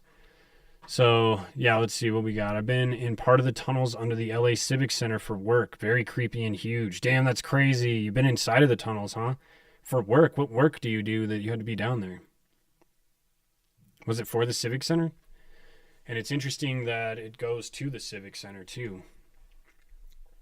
Thank you, Steph. I appreciate that. Yeah, I don't know. I've never done the live thing. I've always been nervous to do it because I don't know who I'm trying to kid. I always worry that I won't have anything to talk about, but I could literally talk. Essentially, I mean, I'm talking to you guys, but it's kind of like I'm just talking to myself. I'm just vocalizing my thoughts mostly. So I honestly could talk for the next 4 hours more than likely if I wanted to. I just need to have something to talk about. And so I don't know. I looked up some pretty interesting stuff.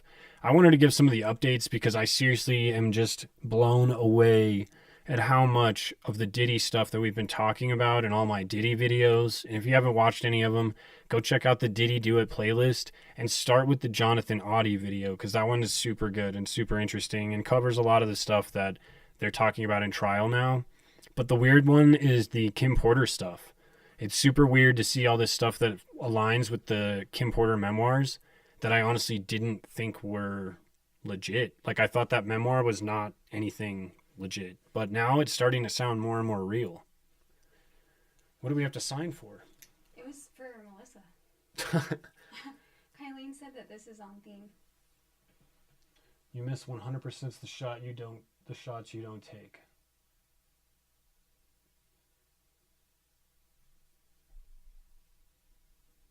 I don't get it. It's actually by Wayne Gretzky, but it's like Michael Scott is acting like he said it. Oh, I see. Yeah, I could see that being, I don't know. I don't really know what to put. That's kind of, I don't like that one. I don't think that makes any sense to me. She said that's on theme? Mm-hmm. There's a theme? Doesn't make any sense to me. You're old. I hate your bob.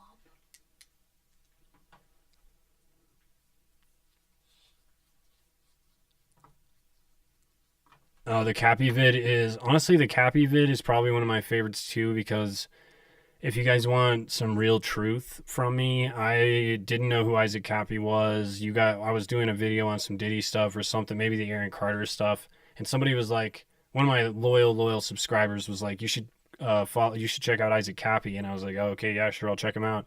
And I looked into it, and I was like, whoa, this is some wild stuff. And the Isaac Cappy one is really what got me started down the dark rabbit holes that we find ourselves in these days. Isaac Cappy was the OG, man. And it's super sad that he's gone. And I'm super sad even more than anything that video has been, like, limited. It's been flagged for having self-harm related content. So it's been flagged. It doesn't get pushed. It doesn't get anybody under the age of 18 can't watch it. And yet it's such a good video. It needs to be seen. And yet it won't. And are you surprised, really, that it's been banned or flagged or whatever? No, we're not. We're not surprised at all. In fact, we expect it because, I don't know, it's super messed up what happened to him. I still want to know what the H he was talking about in that last Periscope. Like, it'll drive me nuts for a long time. Like, Kim too, I bet. But what was he talking about in that last broadcast that he had where he was talking about making a huge mistake? Like, what could he have possibly done that he was in that place? I don't know. I could never figure it out. It just is such a weird situation. I think he's meaning, like, trying to be a whistleblower. Like, he knew he was getting himself unalived. Just generally speaking, he was just saying, like, what I've been doing generally is what... Yeah, he's like, my work is going to be cut short because I've been too loud. I'm a whistleblower. I could see that. But I also don't... It seemed very Pacific. Like, he was really talking about something that he, like, actually did. Like, just recently. Like, he did something specific. That he was like, it's so dumb. I'm so dumb. You guys are going to hate me. And you're like, what? What did he do? And then when he's like, I won't be around for the first part of it, you're like, it's even more confusing. What? Cappy, why couldn't you have just come out and said it, dude? Oh, Ken, yo, what's up? Thank you so much for the freaking, I don't even know what you call it, super chat? Yeah, anyways, watched one of your videos and was amazed by the amount of research you put in. Subscribed immediately. Appreciate your work. Heck yes. Thank you, Ken. I definitely appreciate that. I definitely spend a lot of hours researching. And most of the time I just get sucked into these holes, then it's like one leads to the next. You guys know how it goes. But yeah, I definitely appreciate the love. Seriously, thank you so much for that. He was just low down enough in the industry, so he didn't have that social value to save him. Yeah, I think that's definitely accurate. He was like on the cusp of being a celebrity. He like really was only a celebrity after he started speaking out on stuff. Before that, he was really just running around with celebrities. So I don't know. He somehow acquired Michael Aquino's phone numbers and was harassing him. That could definitely do it. Yeah, and see, like, pushing things too far, that's kind of what I thought. I thought maybe he made some deal to, like, I don't even know. I thought he made some sort of financial deal with somebody. And maybe that's why. But I just, oh, man, I really don't know. Well, now I got to look into this freaking Aquino guy because that's interesting. Michael Aquino.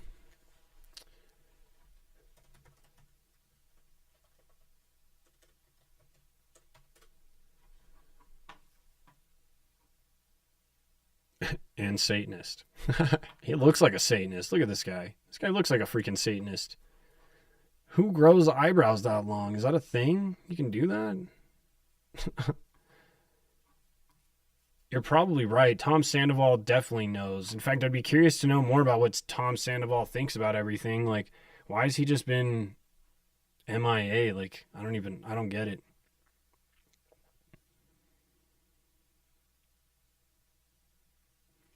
After he left the Church of Satan, so he was involved with the Church of Satan and led by Anton LaVey, and quickly rose to the ranks of the group.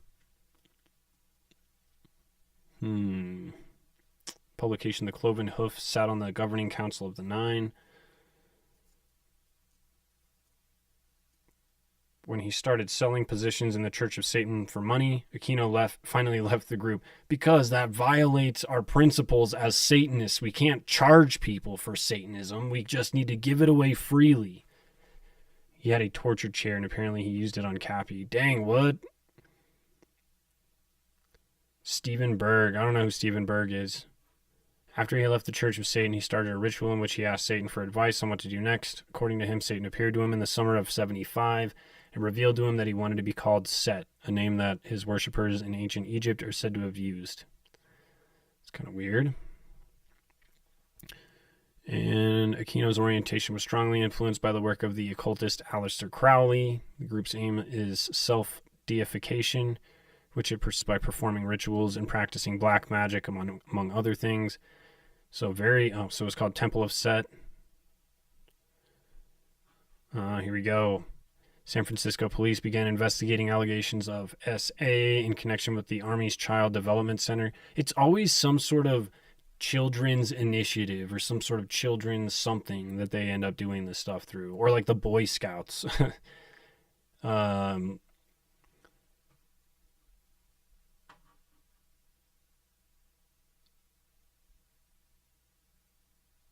Oh, yeah, okay. Yeah, Spielberg, duh.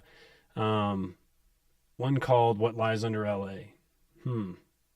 That's interesting.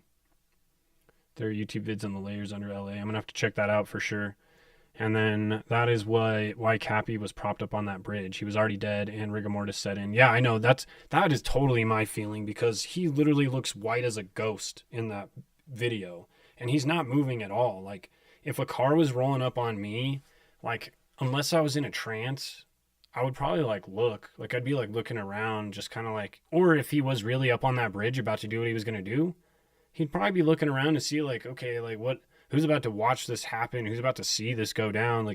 I don't know, man. It just doesn't make any sense for him to just be stone cold statued up.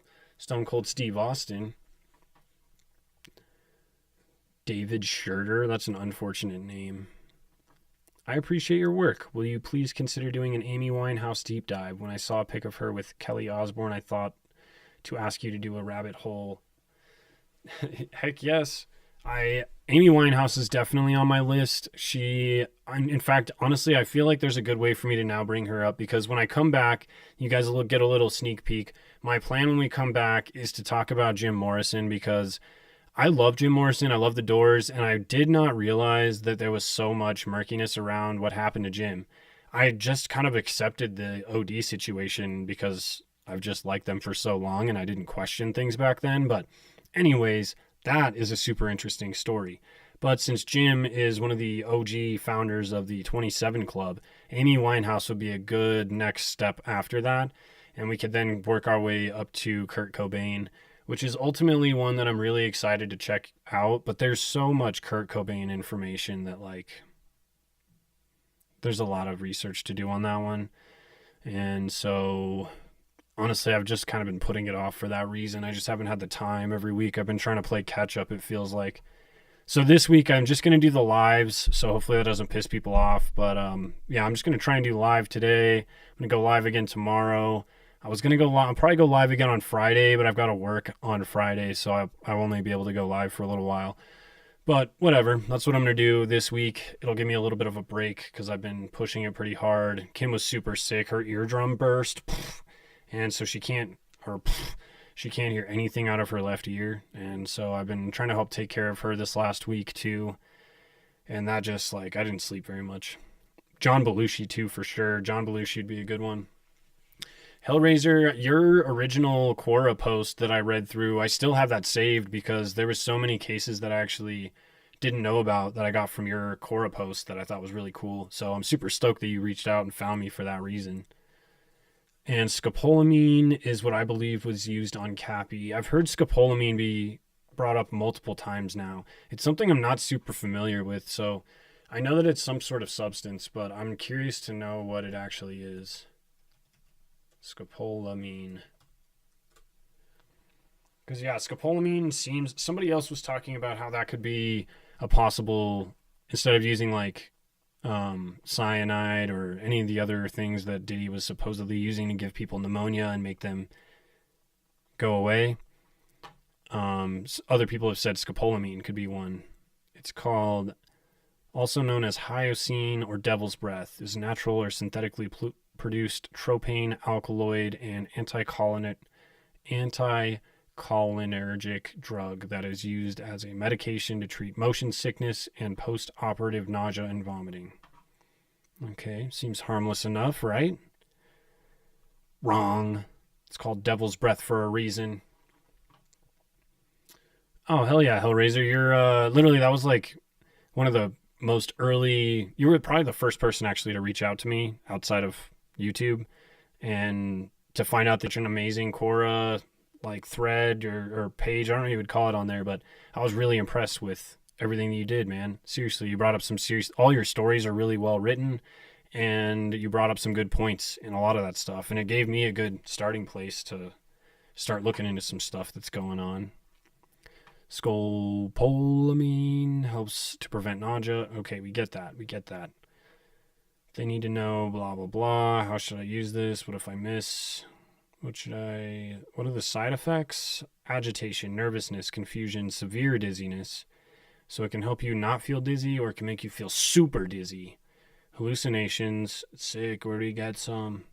Pain or difficulty passing urine. Palpitation, skin rash, blah, blah, blah. I'm waiting for death, but it's not on there. Let's see, as a poison. I can't type. Thank God for fucking the autocorrect, because otherwise they would never know what I'm looking for. Victims of scopolamine poisoning are often given the drug by criminals who lace beverages or food with it. Aiming to render the victim unconscious or unable to resist the crime. Oh, okay. So that just makes them like powerless.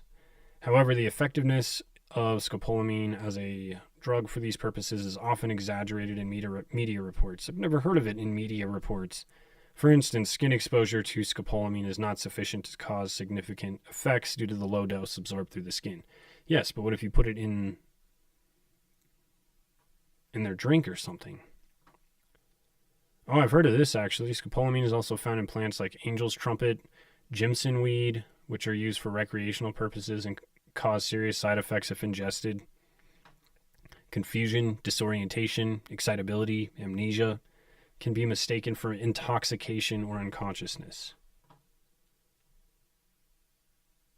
Voice to skull technology could have been used on pt2. They use it to make you hear things.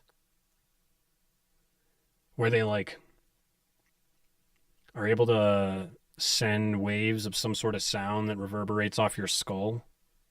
Is that, I've never heard of that before. That sounds wild, but when I was doing that story about Kate Spade and that chick who was looking into the CIA and how they were able to use MK Ultra, things they learned in MK Ultra to actually control people through the electronics in their hotel rooms, like through basically like the phones and like the outlets and stuff like that. They could use that to send signals that could basically make you do things that you weren't wanting to do. Mind control through electrical outlets and stuff like that. So that kind of reminds me of that a little bit. Maybe a remote viewer or something like that was what Cappy was talking about on the bridge that no one else can see in the video.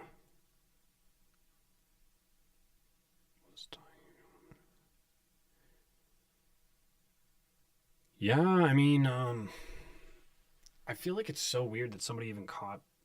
Well, first of all, it's weird that somebody caught him on camera on the bridge. Second of all, it's weird that nobody did anything about it. Like, they just drove right by.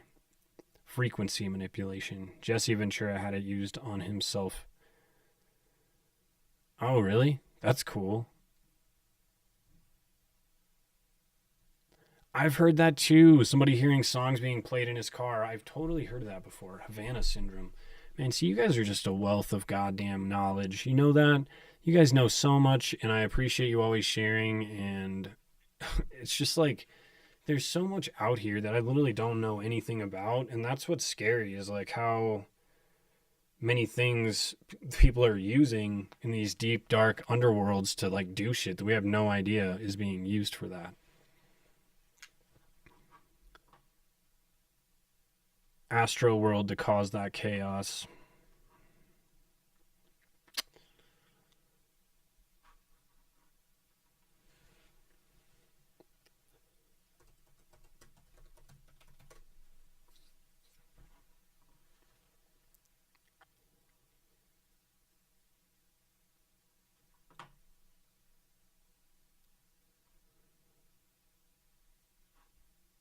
Anomalous health incidents. This is weird. I've never heard about this either. Although it's named Havana syndrome, cases have been reported around the globe. Why is it called Havana syndrome? Number of victims is unknown. Survivors need treatment but struggle to access care. Well, yeah, because they're in third world countries. But what is it? Severe headaches, dizziness, blurred vision, tinnitus. Is it tinnitus or tinnitus? Vertigo. About a decade ago, American officials and their families living and working in the U.S. Embassy in Havana, Cuba, started experiencing mysterious symptoms like these. Symptoms usually followed a loud noise and intense pain in the ears and head. Ooh, yeah, see, that's some weird shit. And I was also looking into these DEWs, man. Like, if they've got DEWs, they can direct energy, like, for starting fires or intense heat, like, basically laser beams. What makes us think they can't do anything with sound or using the sound stuff that, like, sending sounds into your brain that... Because they say that certain... you can use certain frequencies to cause different things. Like, if frequencies can be used to align different chakras and things like that, you better believe that there's a frequency that can certainly alter things going on in your brain. And that's in this Havana syndrome. Sounds like they've literally found some sort of decibel or some sort of sound, some sort of frequency that literally F's you in the A, dude. That's interesting. See, didn't know about Havana syndrome. That's super interesting for sure. And honestly, he might have been experiencing that, especially when he was up on the bridge. Like, I don't know. That's pretty interesting stuff, you guys. This reminds me of the Google Silent Room. What's the Google Silent Room? That sounds interesting as hell.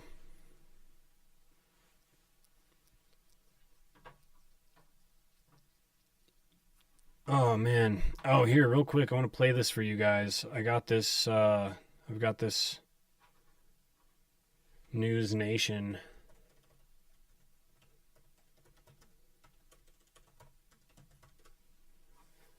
News Nation. Jonathan Audi. Hurry up. Too many tabs. Too many tabs, man. Come on, dude. What's going on here?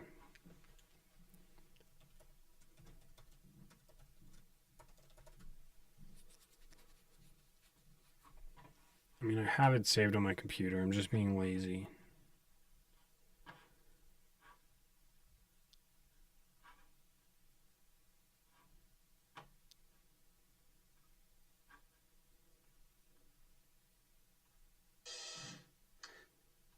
Here we go. All right, let's pull this up. I played this earlier, but I'm going to play it again because you guys need to see this if you haven't. Open with QuickTime Player, screen capture.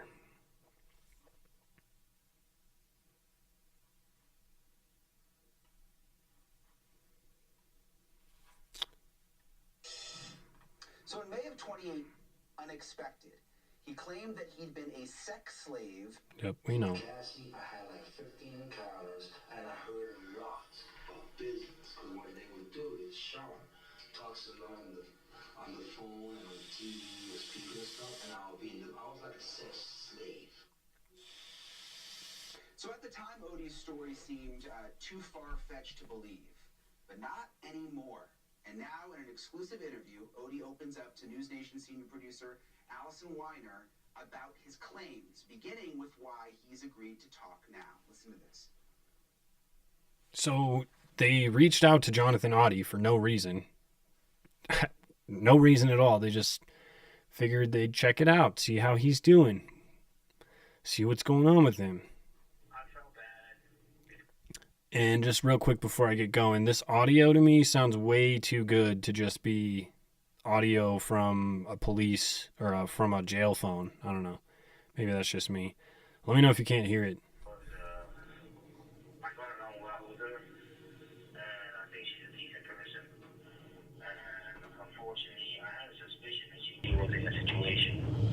That she was in, but I wasn't sure. And now I understand what was going on in my life and what was happening. And him beating her up in the hotel shows me the type of individual he is, and confirms that everything that happened to me was true and correct and in line with his personality.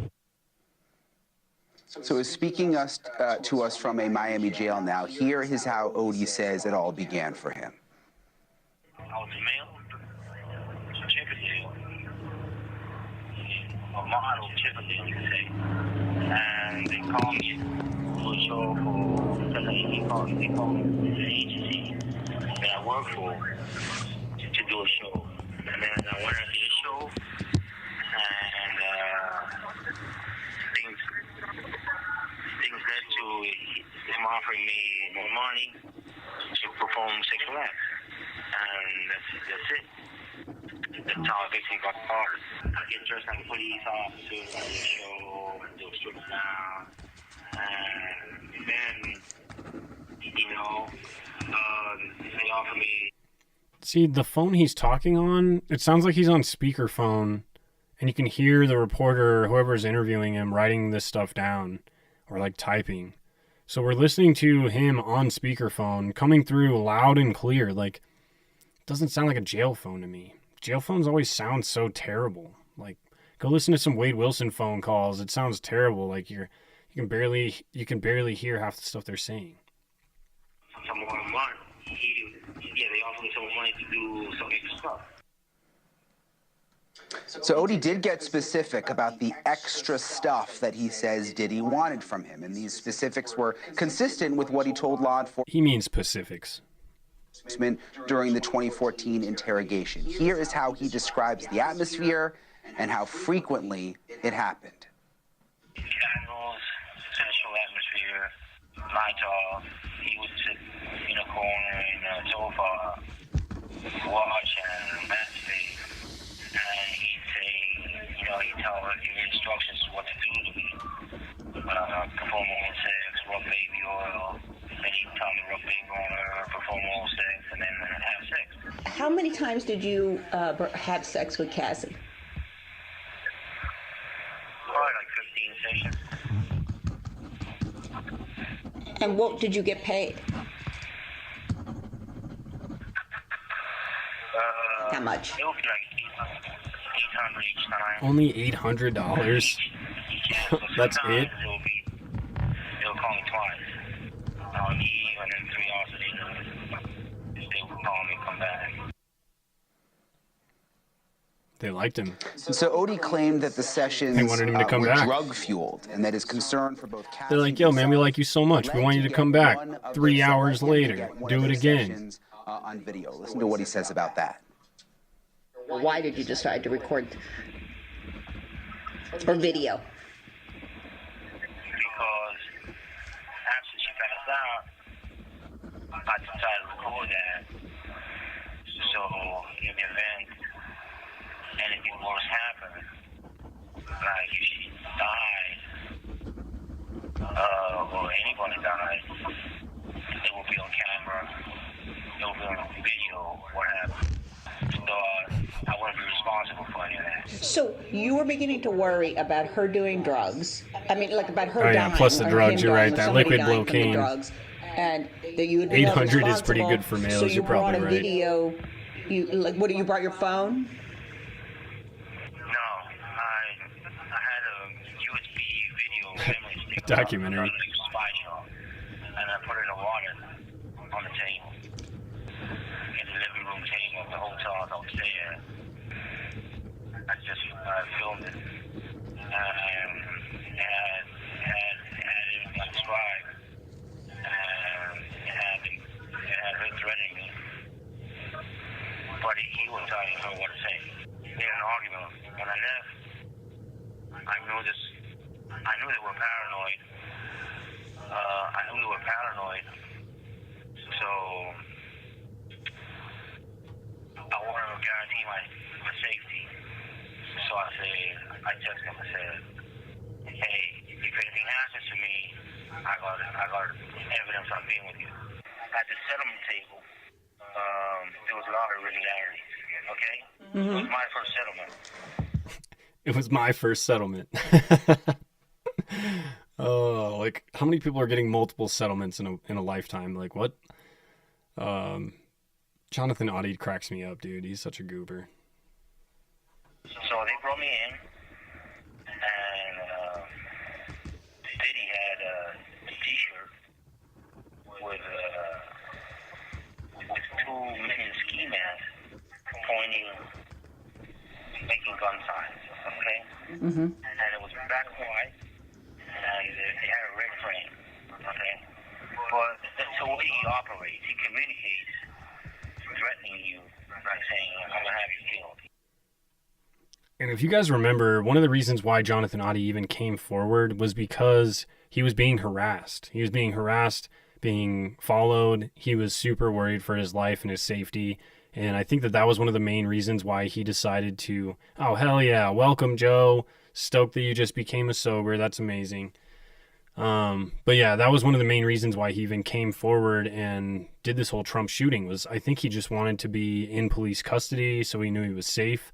And then if he did something where he could get the feds' attention, then he could be questioned about this NDA that he signed, because he signed this NDA with Diddy saying he couldn't talk about any of this stuff. So if he did talk about it, he'd be breaking the NDA. And so in order to talk about it, he goes and just pew-pews this Trump hotel. Kind of makes sense. And he talks a lot about how he was being followed and being stalked. And then right here, he's talking about even in that meeting, he felt threatened by Diddy just by the shirt he was wearing.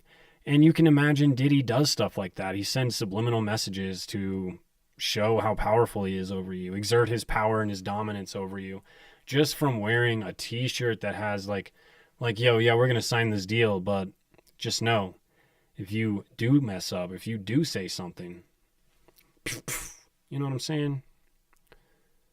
Interesting.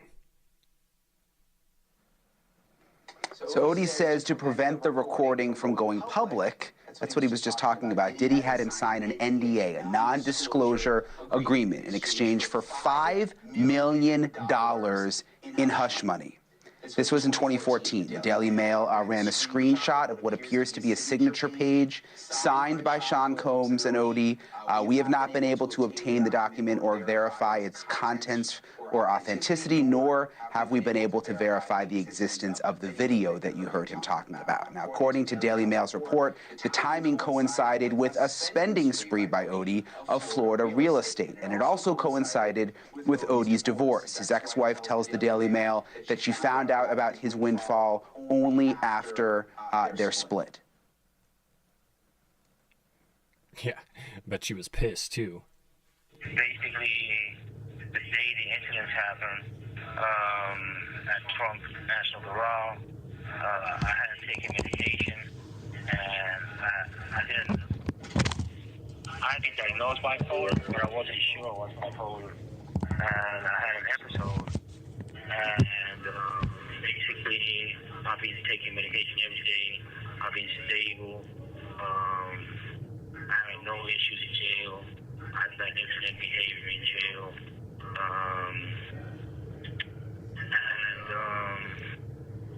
I'm feeling ready to come out to society and be a productive member of society. All right, so Odie remains locked up in a Florida jail, still awaiting trial on charges of attempted murder, armed burglary, aggravated assault, and armed grand theft. Regarding the sex slave claims, we've reached out to Sean Diddy Combs' team for comment and have yet to hear back. Thank you to Allison Weiner for that interview. We'll continue to investigate all of it. So that was pretty wild, and I just think the timing is so weird. Is that just me? Timing's weird about this. And then they just released the NDA disclosure to show that this is legit. And it just makes you wonder what's going on with Jonathan Oddie, because the dude is still sitting in jail. Defense attorney Christopher DeCoste. 6/5, so June 5th at 9 a.m. is his next hearing. I bet he does feel safer in jail at this point, honestly. And I feel like he's got to be a witness in the trial. And if you guys haven't watched the BJ Investigates video where she talks about sitting in on that hearing, you should definitely go watch that. It's super interesting and really weird. It just makes things even more sketchy. You're like, what is happening?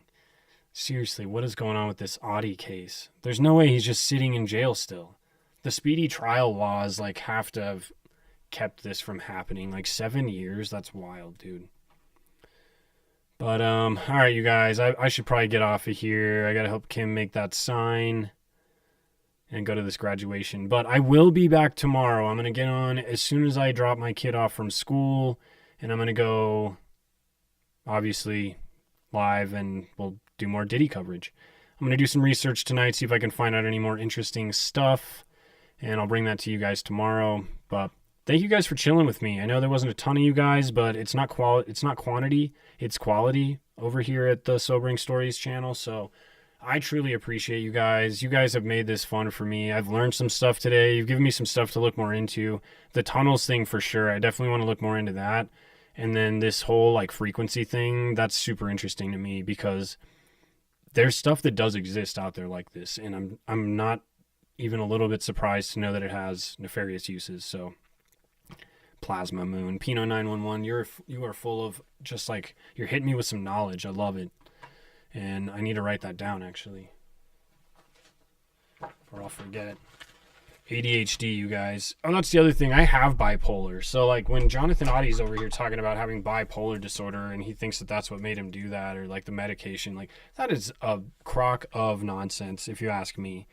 Like, it might make you a little manic, might make you a little depressed, but it's not going to make you do something very specific like raid the Trump National Doral Hotel, throw an American flag over the computers, and have a shootout with police while ensuring that there's no civilians around who could get hurt. It just doesn't make any sense, but... All right, Plasma Moon. But anyways, you guys, I love you guys. Thanks for hanging out with me. And, stay sober, sleep safe. Later, sobers. Oh, it's all about the truth, you guys.